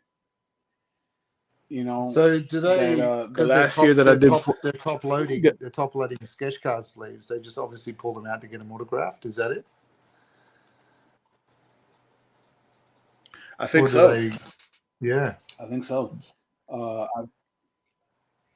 Because that one client, he got the TMNT stuff autographed because he ran into the voice actors at a con. Yep. The Andor stuff, like she's a big fan of the show, and she's been commissioning art of characters that you don't typically see on cards. Right. Yes. Okay. So it's I love it because it gives me for me it's an opportunity to draw stuff that I don't typically draw. Yeah. So it's a great way for me to kind of like try my hand at different things that I wouldn't normally like think about doing. Much like this challenge. And yeah, a lot like this. Yeah. A lot like this, and because they're so quick to knock out, it sort of inclines the client to order multiple. Right. Yeah.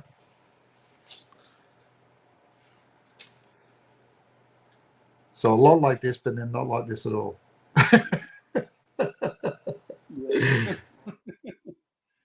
It is. It's a lot. Like this does take us a little bit of time to do these ones. True, but only because we're working on a larger scale, and there's a little bit of thought that goes into what we're doing, right? Because at the end of the day, it is a challenge. Correct. If we were gonna approach this art like in a brain dead manner, a lot of these characters would have looked very, very similar. Yes.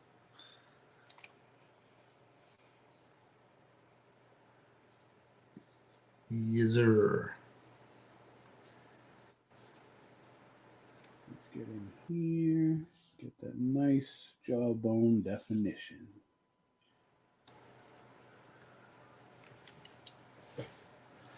Yeah, I'm keen to see what you do with his skull because the lime green is interesting.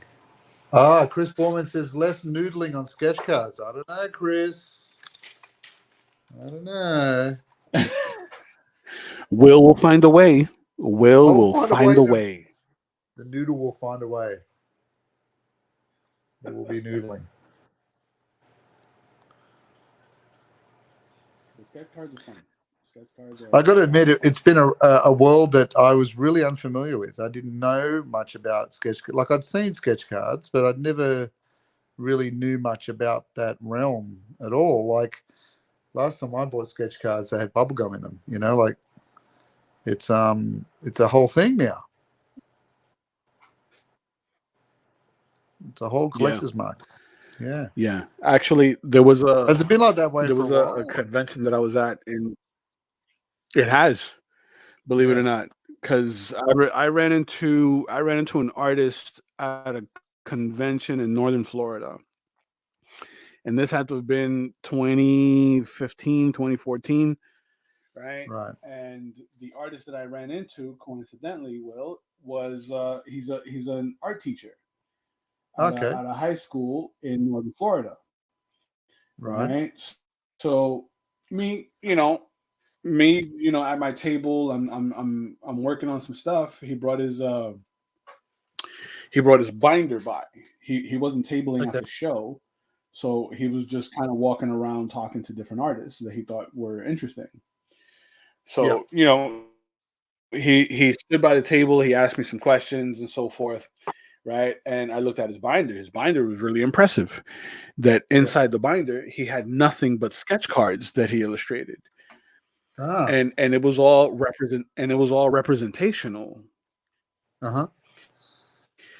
So what was interesting is that he had some art that was unfinished, right? So I was able to see how he like composes his renders, right? Yeah. And so like his process is that like a tattoo artist would set up the different values on a face. Right. So he would like, kind of like map it out. carve out all of his highlights, his mids, his lows, and like the darks. Yeah. He would block those out in pencil, and then go in filling them in sections. Yeah.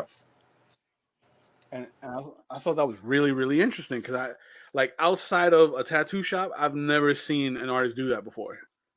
Yeah. Yeah. Where they sort of separate it into like a paint by numbers stencil. Right. Yeah.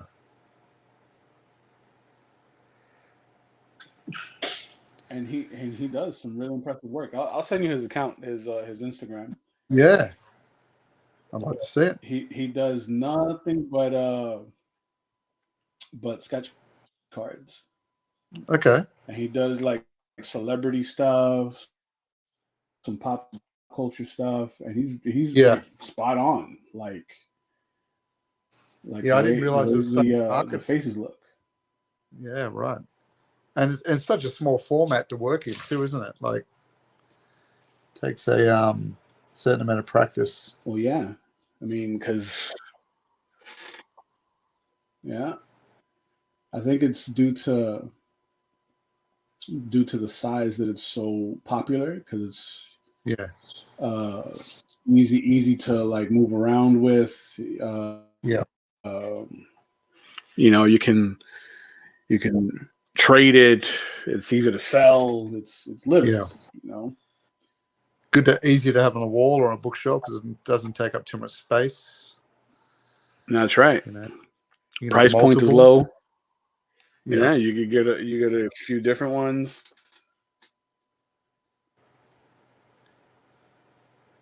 So I imagine there's a lot of artists doing it then. Is that right? Since then, I became more aware of artists doing it more, yes. Yeah. Interesting. I didn't think that it was like as big as I found it to be until I got that email from Upper Deck. Right. Yeah. They tracked you down. And that's yeah they did. Yeah, they did. Yeah, they did.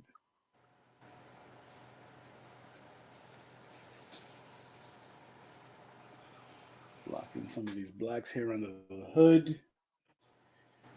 Give our boy Skeletor a bit of drama. Our boy. Our boy Skeletor a bit of drama. Oh, dude. Skeletor. Meh. Unsuccessful in everything he does. Like, why did people still follow him? Then why they keep following him though? Let's try again, I guess. All right. Always wondering why those shows, why they don't. I think he's a really good motivational speaker. He must have been. He must have been. He must have been good at something. Like, I was like, what? You're nearly there. You nearly won. Why not try it again? Try it again. Tweak the plan. No, you just start with a whole new plan. Crazy. New plan. No plan. Trust me.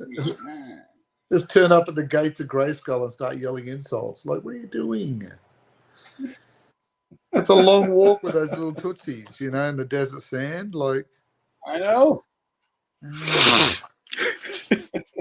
Rough. That's rough. Oh, you know what I'm looking forward to doing? It'll be Trapjaw. Trapjaw is going to be fun to do. Oh yeah, that one will be fun with interesting. that But that one's going to be one of the first of the more mechanical biometric characters. Yeah. Yeah, I think that's going to be fun. Indeed. And Ram Man, that'll be a good one too. Different sort of body form, more mass, isn't he? Mm-hmm. There we go. That feels quite good. Are you thinking when you do your Teela, are you going to be doing more of a Filmation Teela, like a Red Sonja look? What's your plan there? I think so. Yeah, I think so. I think I'm gonna lean more into the more of a Buscema kind of vibe with it. You know, like dreamscape pinup girl kind of right aesthetic. Yeah. I'm going to go with the Cobra head piece. I'm going to go with the old original drawing. Yeah.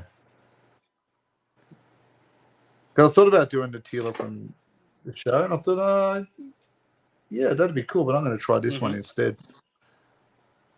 Something different. Yeah. But yeah, the Buscema, whenever you say Buscema on there, I'm like, oh, that's going to be good. It's going to be good.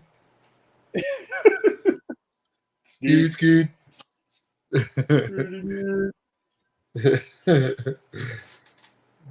I'm just gonna pepper a little bit of this black watercolor in. That waist, the waist piece there looks great, Kenny. What you did with the black there. Thank you. This is a little bit of black paint, right? Yeah. The black watercolor, because when this totally dries, it'll still like blend well with the local violet that's in place. Yes. Right, because I want to convey shadow being pushed into the center. Yeah. Of his form.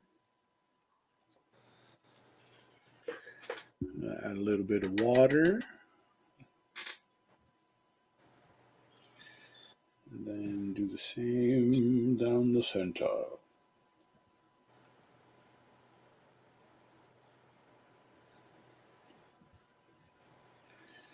Gotta be careful with these round brushes, man. They'll like pick up and like blend whatever you got in the local color.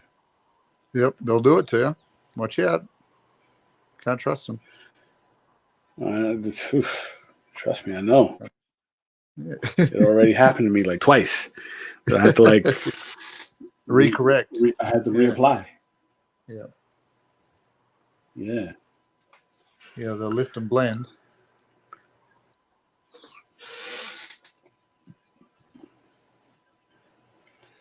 Here we go.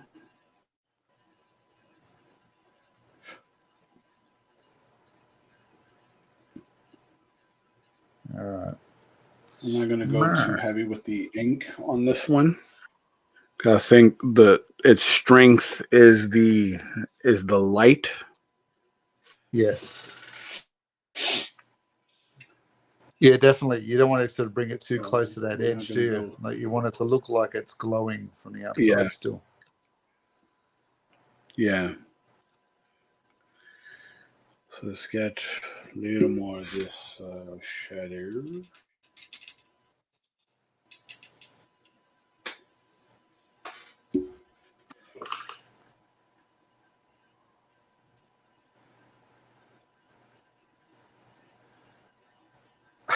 Chris reckons, I wonder if Skeletor had an emasculating mother.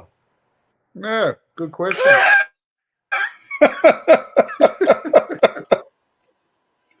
What a random thought. Not fitting with this show at all. I Your don't know where face you're is getting so those kind of bony.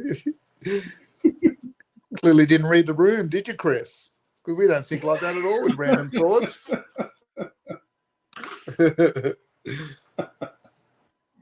About $1 for every random thought I had.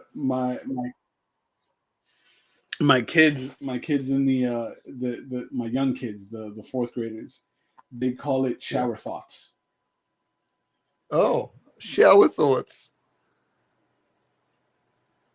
That's funny. They call them shower thoughts. It's like just random thoughts that pop in your brain while you're in the shower. Yeah, the program. And the program kicks in. Yeah. Mm-hmm. And I start having arguments that I've never had. It's like that's exactly what I would say. What? Have we even had that argument? Shadow fights, shadow thoughts. Bring that down just a bit. Little shadows under the cheekbone.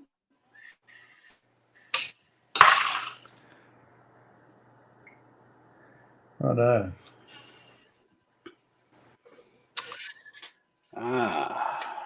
Coming together.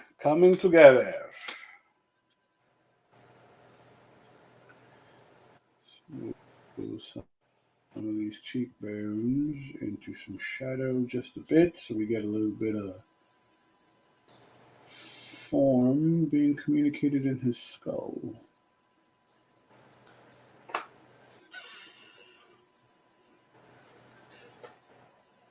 I'm just doing a bit of a final pass over his skull now. Final Skeletor skull pass. Yeah. Give it a bit of pop. Yes,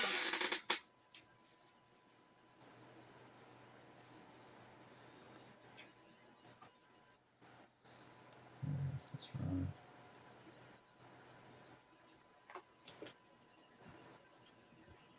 I've got to admit now, though, every time, now that we've talked about trading cards, every time I get on my Facebook, I've got trading card ads everywhere. Oh, it's yeah. Like, how did my phone know? Oh, yeah, because they're always listening. Yeah. They're always listening. Be nice to the robots, kids. Be nice to the robots.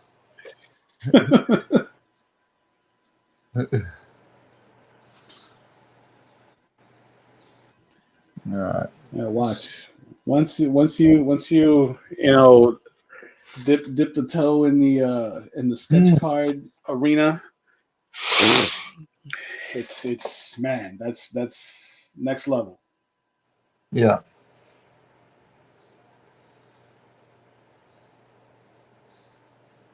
Yeah, it looks fun. Miniature painting.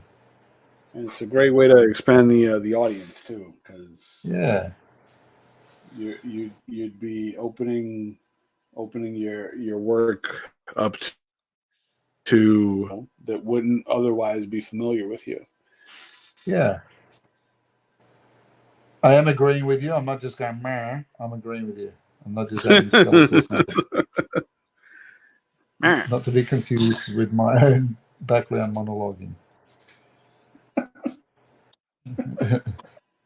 It happens. It does. Here we go. Oh man. Yeah, that's popping I'm nicely. feeling like Hannibal Smith right now from the A-Team. Not a deep cut. Now we are showing our age again, kids. I love it when a plan comes together. Love when a plan comes together. Yes. Yes, we are. Love when a plan comes together. All right, because that's translating very well.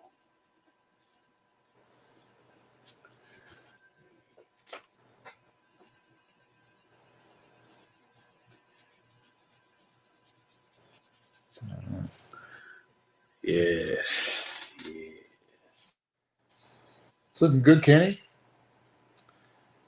If you want to purchase any of Kenny's Masters of the Thank you. Universe pieces, they I are think- available on his Etsy shop. Indeed. Are they all up there at the moment? I think they are, aren't they? Yeah, they are. I'll put them all up.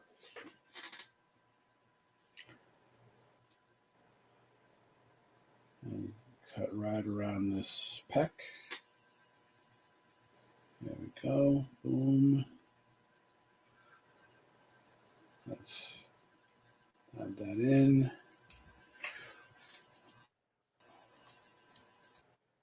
Oh, yeah. Oh, yeah.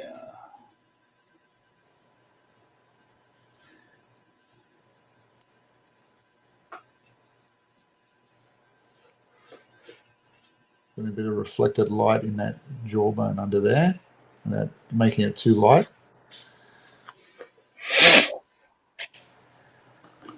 Ooh, that's looking great. Yeah, I don't know if you can see it from there, but I'm just been sort of detailing the skull a little bit. Oh, that's fantastic. Put a bit of that lime in there, you know. Mm-hmm. Oh, Chris Borman, my favorite ATM line is, I want some trash bags.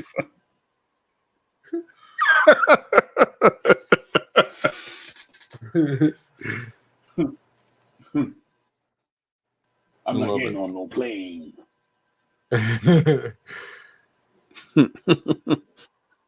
How do you feel about Iron Mike coming out of retirement, Kenny? I think Iron Mike is really excited. I think Jake Paul can kiss his career goodbye, because Iron Mike is he's not out here to play. He is not out here to play. I think Jake will realize that 2 minutes when the ring starts, when the bell starts, he's going to look at Iron Mike's eyes and go, Oh yeah. Okay, this is maybe not how I thought it was going to go at all. I thought we were doing this for promotional reasons. Yeah. He deleted. He totally bit off more than he could chew. Yeah. I was talking to my son about it because obviously he wasn't around when Iron Mike was in his prime like we were. But I said, this guy is the destroyer of men. You don't understand. He's not just a boxer. He wants to kill people. It's his thing. And 100%. I remember hearing an interview with him, and he was saying that since he's gotten older and retired, he had to find a new way of living because his whole thing was about destroying people. I thought this is a scary person to offend, and I don't think Jake Paul understands that. And my son goes, "Oh yeah, but he'll dance around Mike and he'll wear him out." I said, "Dude, Mike just has to grab you once and it's gone. Oh, it's over. Just once, and you're gone. Like 100%. You'll just be deleted." That Mike. Yeah. Mike is so aggressive. He'll back you into a corner, and then that's you gotta avoid being backed into the ropes, because if he does, he's gonna eat your face. It's not that. Literally, we were there when he literally ate someone. He ripped off an earlobe. Like, wasn't even in the match. Like, I just think it's going to be interesting. It's going to get a lot of airplay, but it's not that big a place to ring. You know, like people go, yeah, you can dance around. Dude, it's not like you're running from him around the block. Like, it's not that big a space. Like, it's one step or two, and then he's got you. You know, and if it was me, I'd probably trip over something. He will find you, and he will bring you to his pain cave. He will bring you to the pain cave. He'll drag you. He'll drag you into the pain cave. And he'll be hammer fisting your head until there's nothing left. Nothing. Oh, man. No one wants to go to the Mike Tyson pain cave. Nobody. No one wants to go to the pain cave.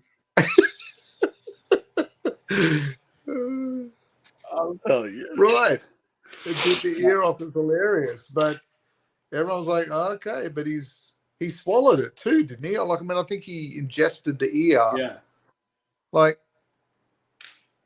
you know, like, that's next level. Like, didn't even get a chance to sew it back on. He ate it. He ate the ear. That's a special guy. That's the kind of kid you want to be friends with, not offend. You know? Yeah, I don't. Dangerous. Yeah. So good luck to you, Jack Paul. Little Michael Tyson. I don't want you playing with that kid. No, yeah. Be friendly. Be friendly with little Mikey. But maybe not so close that it could go bad at some point. From a distance. Yeah. Yeah, wave. Yeah. Be friendly. Don't offend him. Do not offend little Mikey. Do not. No. We hear stories. We hear stories about little Mikey. Little Mikey. He's troubled. He's a bit troubled. A little bit. Yeah. Like you often wonder. Yeah, I don't know his history, but where did it start? You know, when did it start? Yeah, I don't think Paul knows what he's getting into, dude. Like, no. I think he thinks it's all boxing talk. Definitely bitten off more than he can chew. Yeah. I saw something years ago where Mike was training someone, and he was boxing against a sparring partner, and the guy was doing it all wrong in terms of I wouldn't have a clue, right? But he's doing it all wrong in terms of what Mike saw.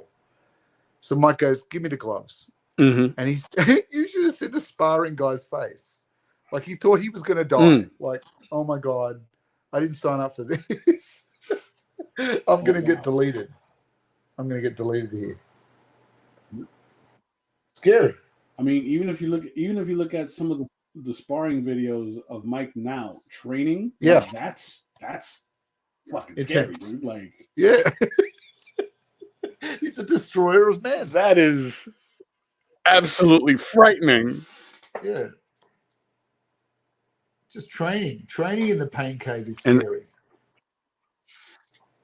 You know? I'm telling you that, like, that low key, I feel bad for the guy wearing the pads.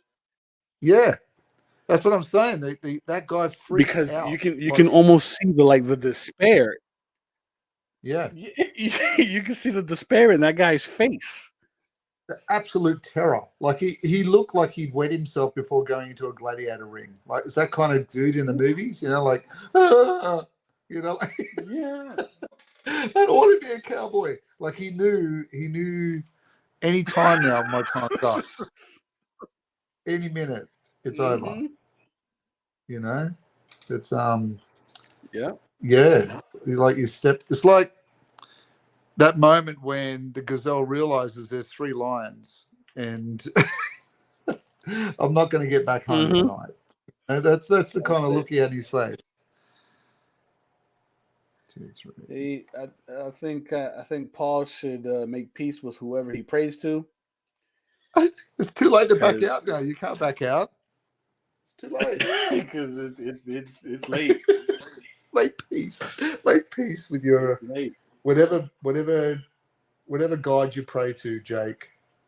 Or if you don't, start now. Start exactly. Now. You know, just pick one. Just pick one and start with that. Start with one. Yep. Because Mike ain't coming to play. No. Like, what did you think it was? Did you think it was like the Royal Rumble where you just talk big talk and then, hey, it's all right. We really are friends. No one's friends with him. Mike is like, I love this. This is what I do. You know what I mean? Like, and I've missed it. I built my reputation on beating skulls in. You know what I'm saying? Yes. Saying like, I want You this think more this was than I gonna want be Christmas. a like exhibition? You thought this was gonna be for play? Yeah, Mm-mm. I want this more than Christmas. So you don't even know. Oh yeah, man. Like I'm not even gonna lie. Full disclosure, I'm gonna watch it. I'm gonna watch Yeah. it just because I need closure. I need to know that Mike is gonna demolish this place. If Mike gets You know what I'm beaten, man, saying? what are you going to do if Mike gets beaten? Like, that's going to be a hard pill to Look, swallow. it's that no matter how you slice it, Paul's gonna look like a total asshole. He really is.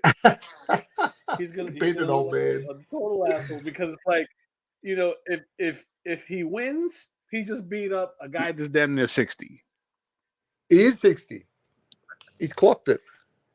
He's like 57, dude. He's like 57, 58 around there. He's almost 60. Is he? Oh, I thought he was 60 And then, for sure. you know,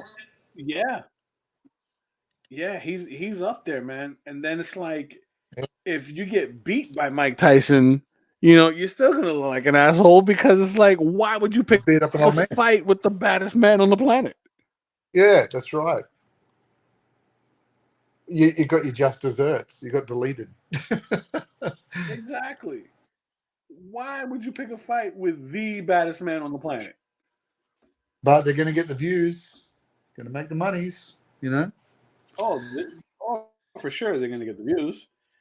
Without, You know, they without brought a back. question, they're going to get the views. It's like they brought back an old wrestler into the Royal Rumble. People are going to watch.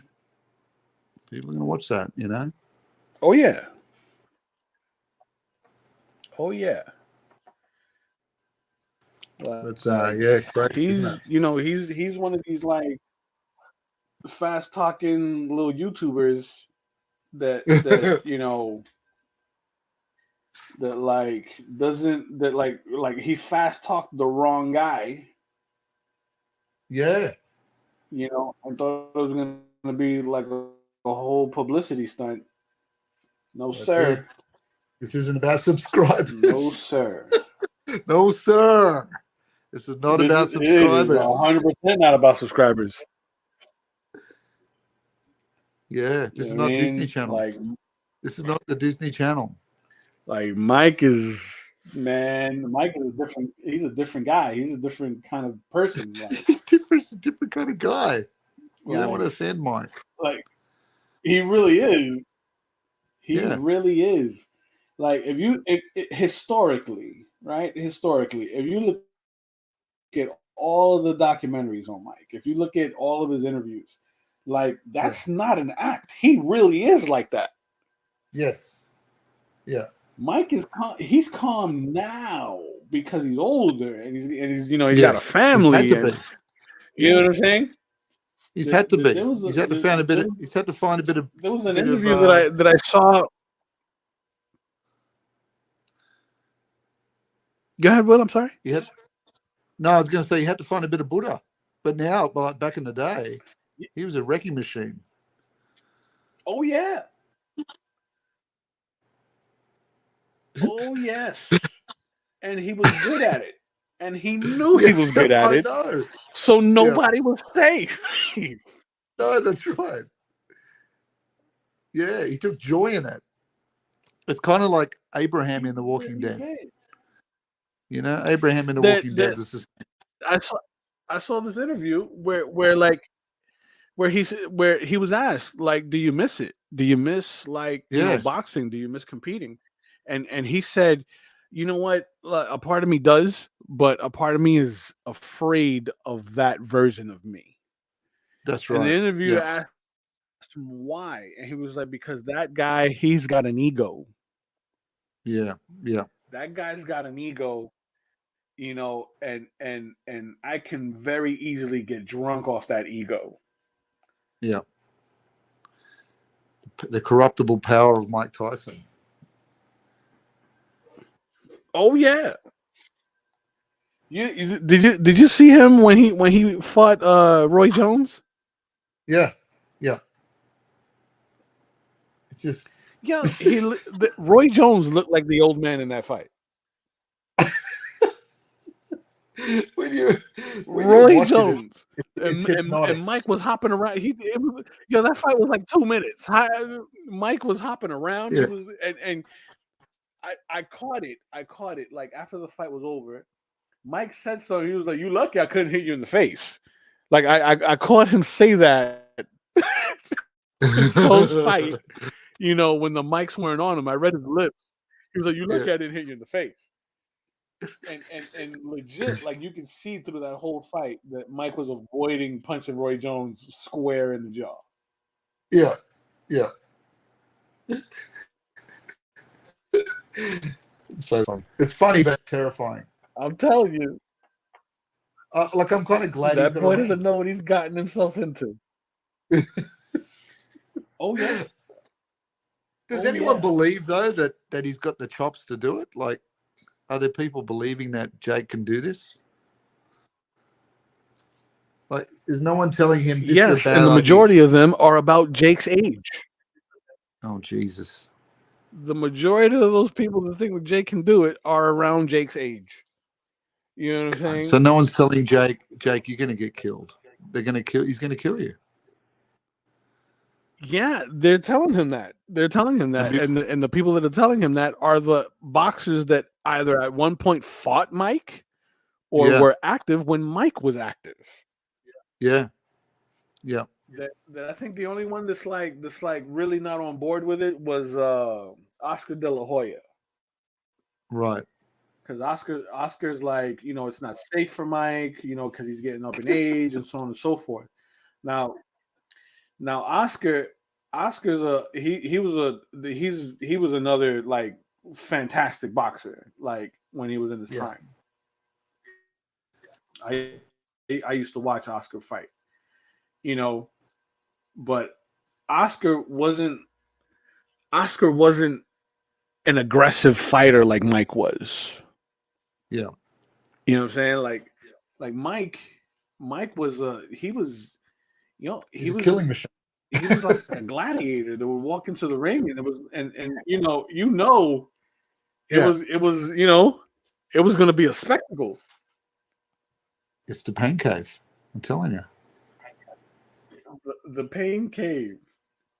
It's the pain cave. I mean, I'm going to watch it just for the sake of seeing, that boy getting little blonde locks rocked around by Mike. Gets deleted. Yeah. I'm telling you, it's gonna happen. Because Mike looked way too happy. He looked way too comfortable accepting that challenge. He looked way too comfortable. He's the kind of guy that takes a punch to the face and smiles because he wants the pain. He wants the pain. Yeah.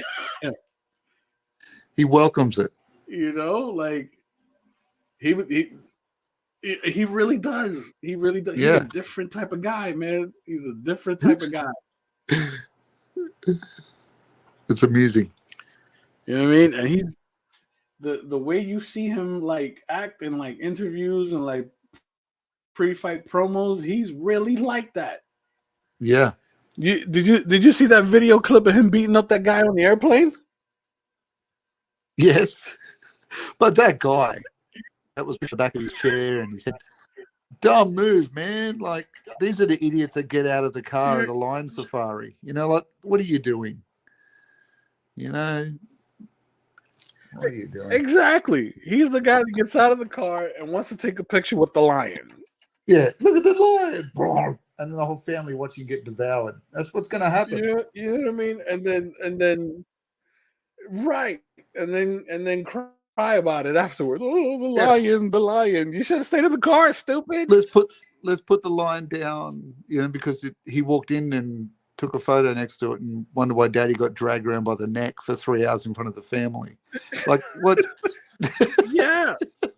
You know what I mean? Like, what are they doing?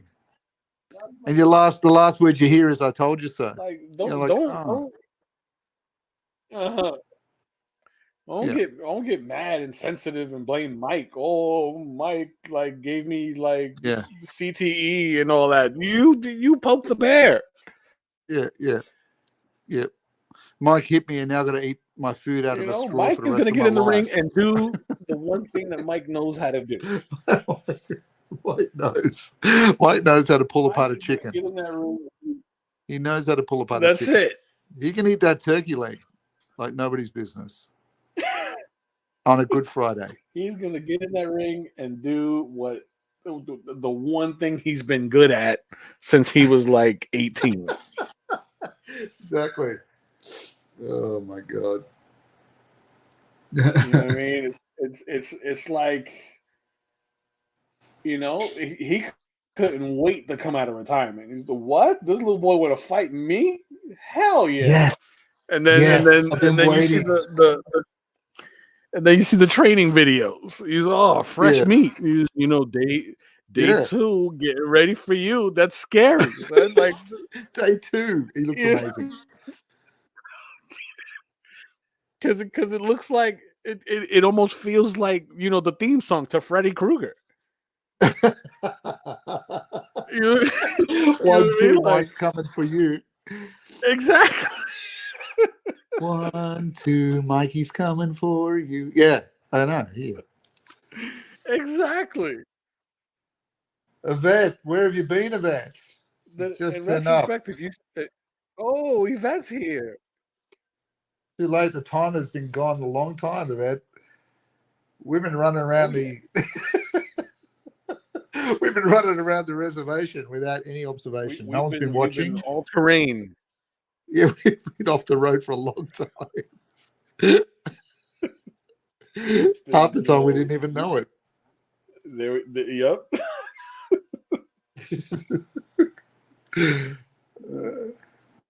We've been all terrain for quite a bit. Yes. Very funny.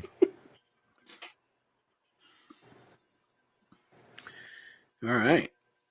I think so. I think I need to give you a call when the fight's on, and sit there and talk each other through it. Oh yeah.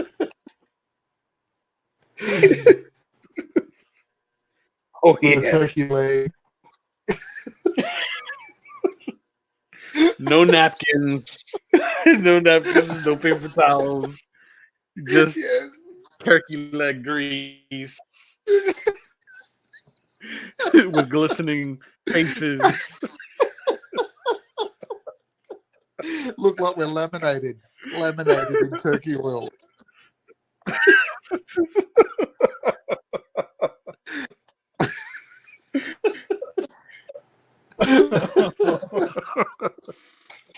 Belly out, chest hair all out.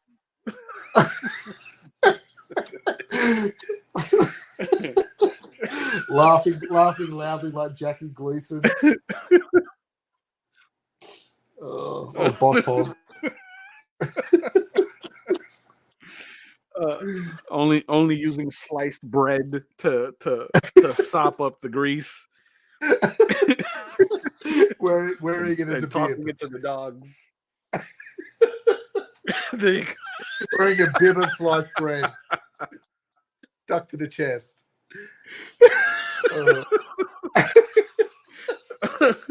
Yes, wearing it as a bib. I like it. A bib of sliced bread.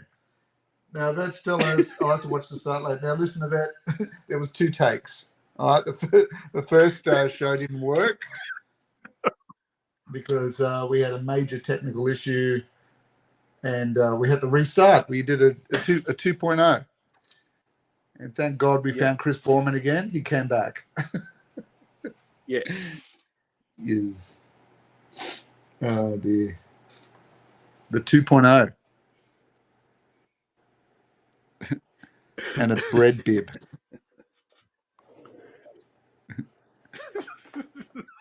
The bread bib. I love it. Well, it's like an edible bib. I could have made you $1 million just then. That's it. You can market that. You can market that and go to town. You could retire. New from Kenny Coppertone is the bread bib. Very nice. The bread bib. Bib. No longer will you need to, do laundry and wash your bibs. Eat them as soon. Eat them as part of like your a horse. meal. Like a horse feeding tray, kind of just lands on the bread. That's it. Oh dear. Yes, poor old Jake Paul.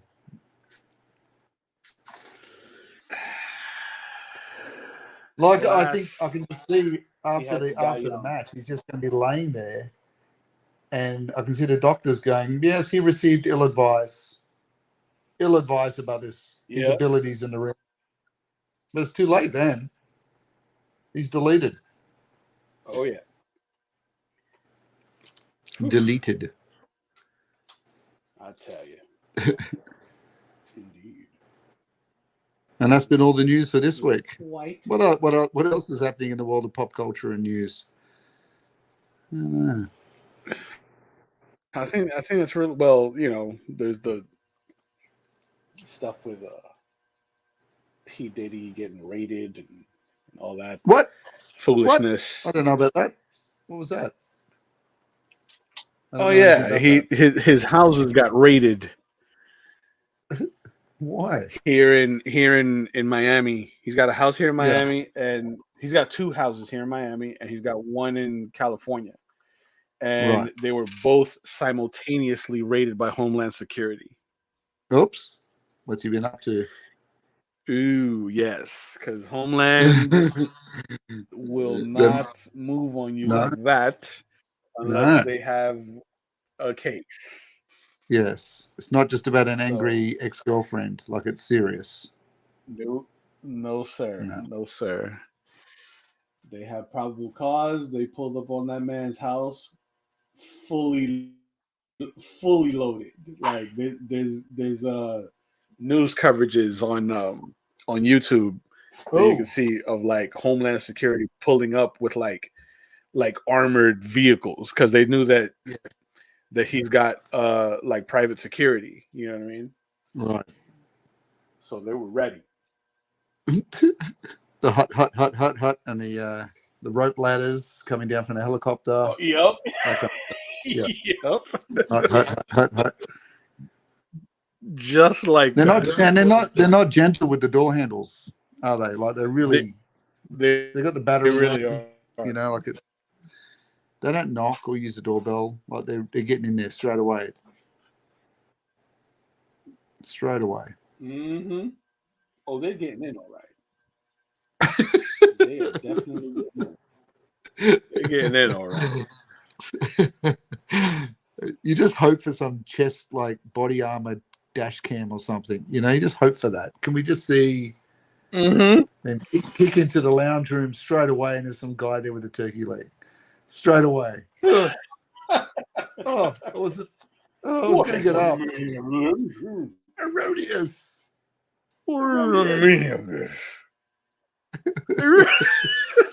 He gets up so quick his bread drops off of his chest. He's got no bread bib anymore. He gives you the grumble. What is a medium? What is this? Oh, dude. How dare you? How dare you? Let me get my robe on.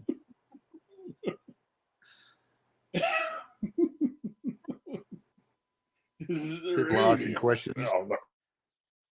Homeland Security's asking questions. Nothing about the raid, but just about why the turkey leg and the bib are bread, and why do you look like you're laminated in oil? Like, what's been going on in here? We have questions. You're not even Pete. Not Convenient. even Pete Diddy. You're not even Pete. I like what you've done here. Not even Pete Diddy. It's just some guy. Just some random guy. Just doing it. Not even Pete Diddy. It's the gardener. The gardener having his lunch. That's it. Yeah. He's taking advantage. Diddy's out of town. P. Diddy's out of town. He's playing the PlayStation with the oily fingers. with his bread bib. Makes a break for it across the lawn and gets tackled, you know.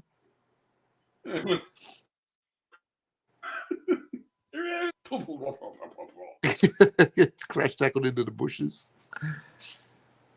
That's the only reason I used to watch that show, Cops, was just to watch people get chased down the street and crash tackled. Oh yeah, same. There's always some guy with jeans and no shirt. Always some guy. Like if it's so hot, just put shorts on. Like what do you need to put a singlet and some shorts? Like why do you have to go bare chested, jeans, no shoes? I don't know. Bad decisions. You know, have you ever watched Reno 911? Well, yes. Yes. It's a great show. Yeah.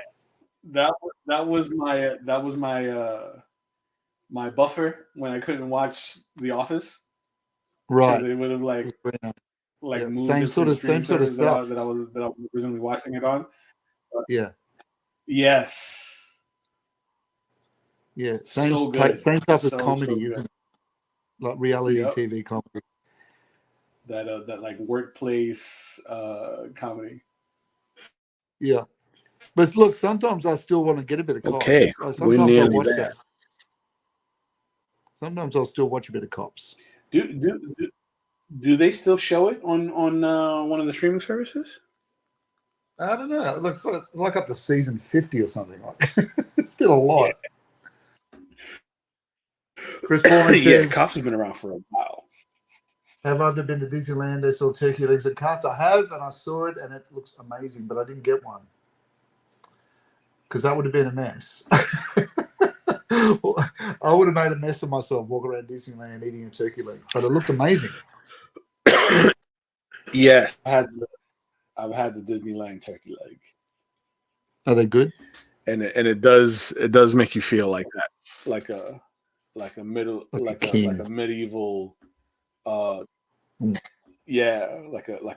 duke. A duke. Like a duke with a portly duke who cares not for the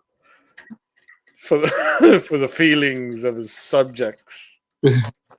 Yes, the whimsical more feelings turkey. of the lesser.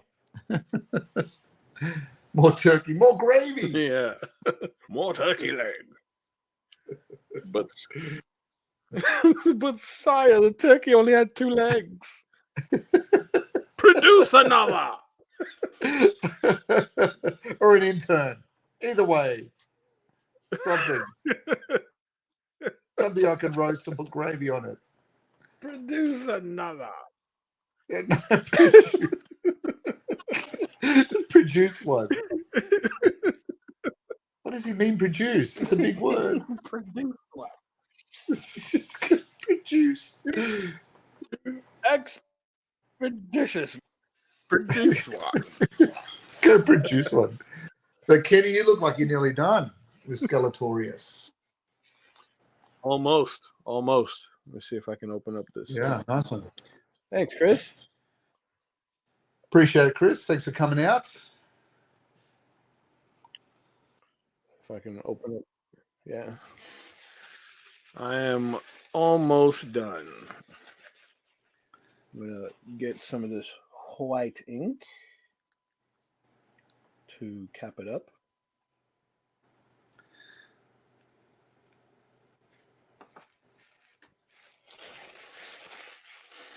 So for those joining us, I'm going to use Old Faithful later in the evening. Next time round, we are starting Stratos. Is that right, Kenny? Yes, indeed. Stratos.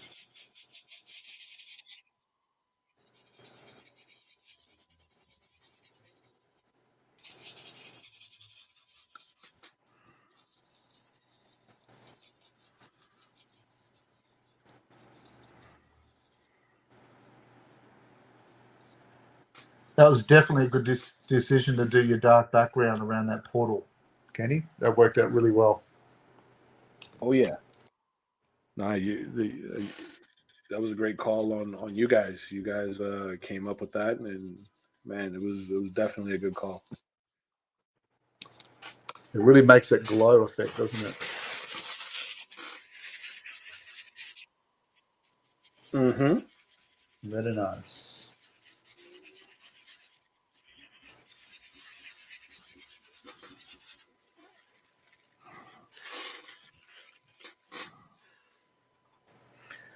Get a little bit of white, a little bit of water. And kick up some of this dust.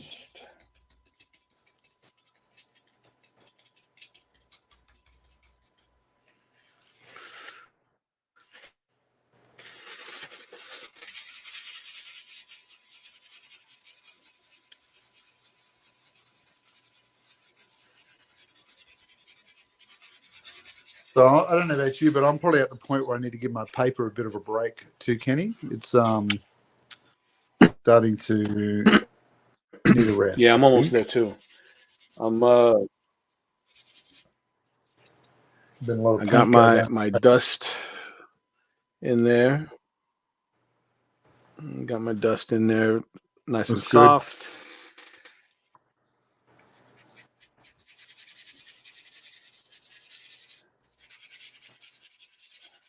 Shout out to Jim Lee for the dust exposing this secret of his. Yes, for the little dust technique. That actually like does airbrushing when you're not airbrushing. Reads really, really well. Yeah, it looks great. So now I think, it's just, hitting some of these edges with some deeper black. And this one is in the books.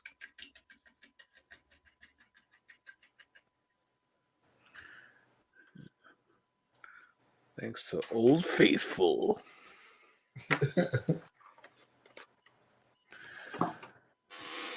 if I can bring this up to just a bit so you guys. This will have to be another in between session for me, I think, because again I bit off too much for the background. Yeah. I'll only have a little bit left because after this settles, I'll peel the tape off and get the edges, and then just some small additions down here for the cobblestones, some highlights, and then it's donezo. Yeah. So mine is probably noodling around the armor and the Staff of Chaos. And as we wrap it up, I'll just bring it closer so you can see.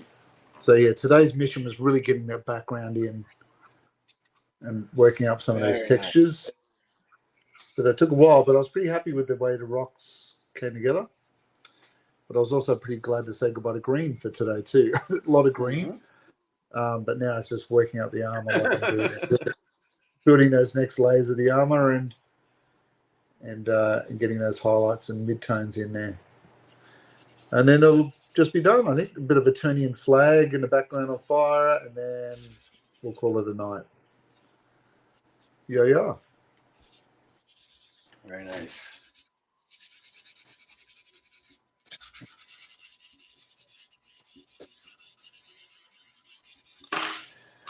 So we're at the 2-hour 40 mark, Kenny. Some of that and, light kind of bursting out the back. Looks good. Effective. So while Kenny's dusting away, we're at the 2-hour 40 mark. I just want to do a reminder to everybody that please like and subscribe to channels and click notify. That's always great and helpful to us. Please share it around so people know when our show is coming on. And we will do the same time as always next week, as we either finish off the last remnants of Skeletor, maybe do a review of Skeletor, and then we'll start sketching up our Stratos, the avian master of the universe. So, Kenny, is there any parting words you'd like to say before we go? Just that I appreciate you guys hanging out with us. On a week, our regular faces. We, this is a lot of fun for Will and I, and we hope that you guys have been able to take something away with regard to the process and the art, and that you're able to enjoy the streams, and just listening to Will and I talk nonsense and go off the rails. The next giveaway will Stratos. That's right. Right. So look out for that. And just humbly, thank you guys for sticking around and hanging out with us. Indeed. So have a great week, everyone. Enjoy your Easter weekend with Happy your Easter. families. Yeah, take it easy. Yep. Enjoy the spring and autumn weather depending on where you are in the world. And we will see you next time on our Back to the Drawing Board sessions. Have a good week. Indeed.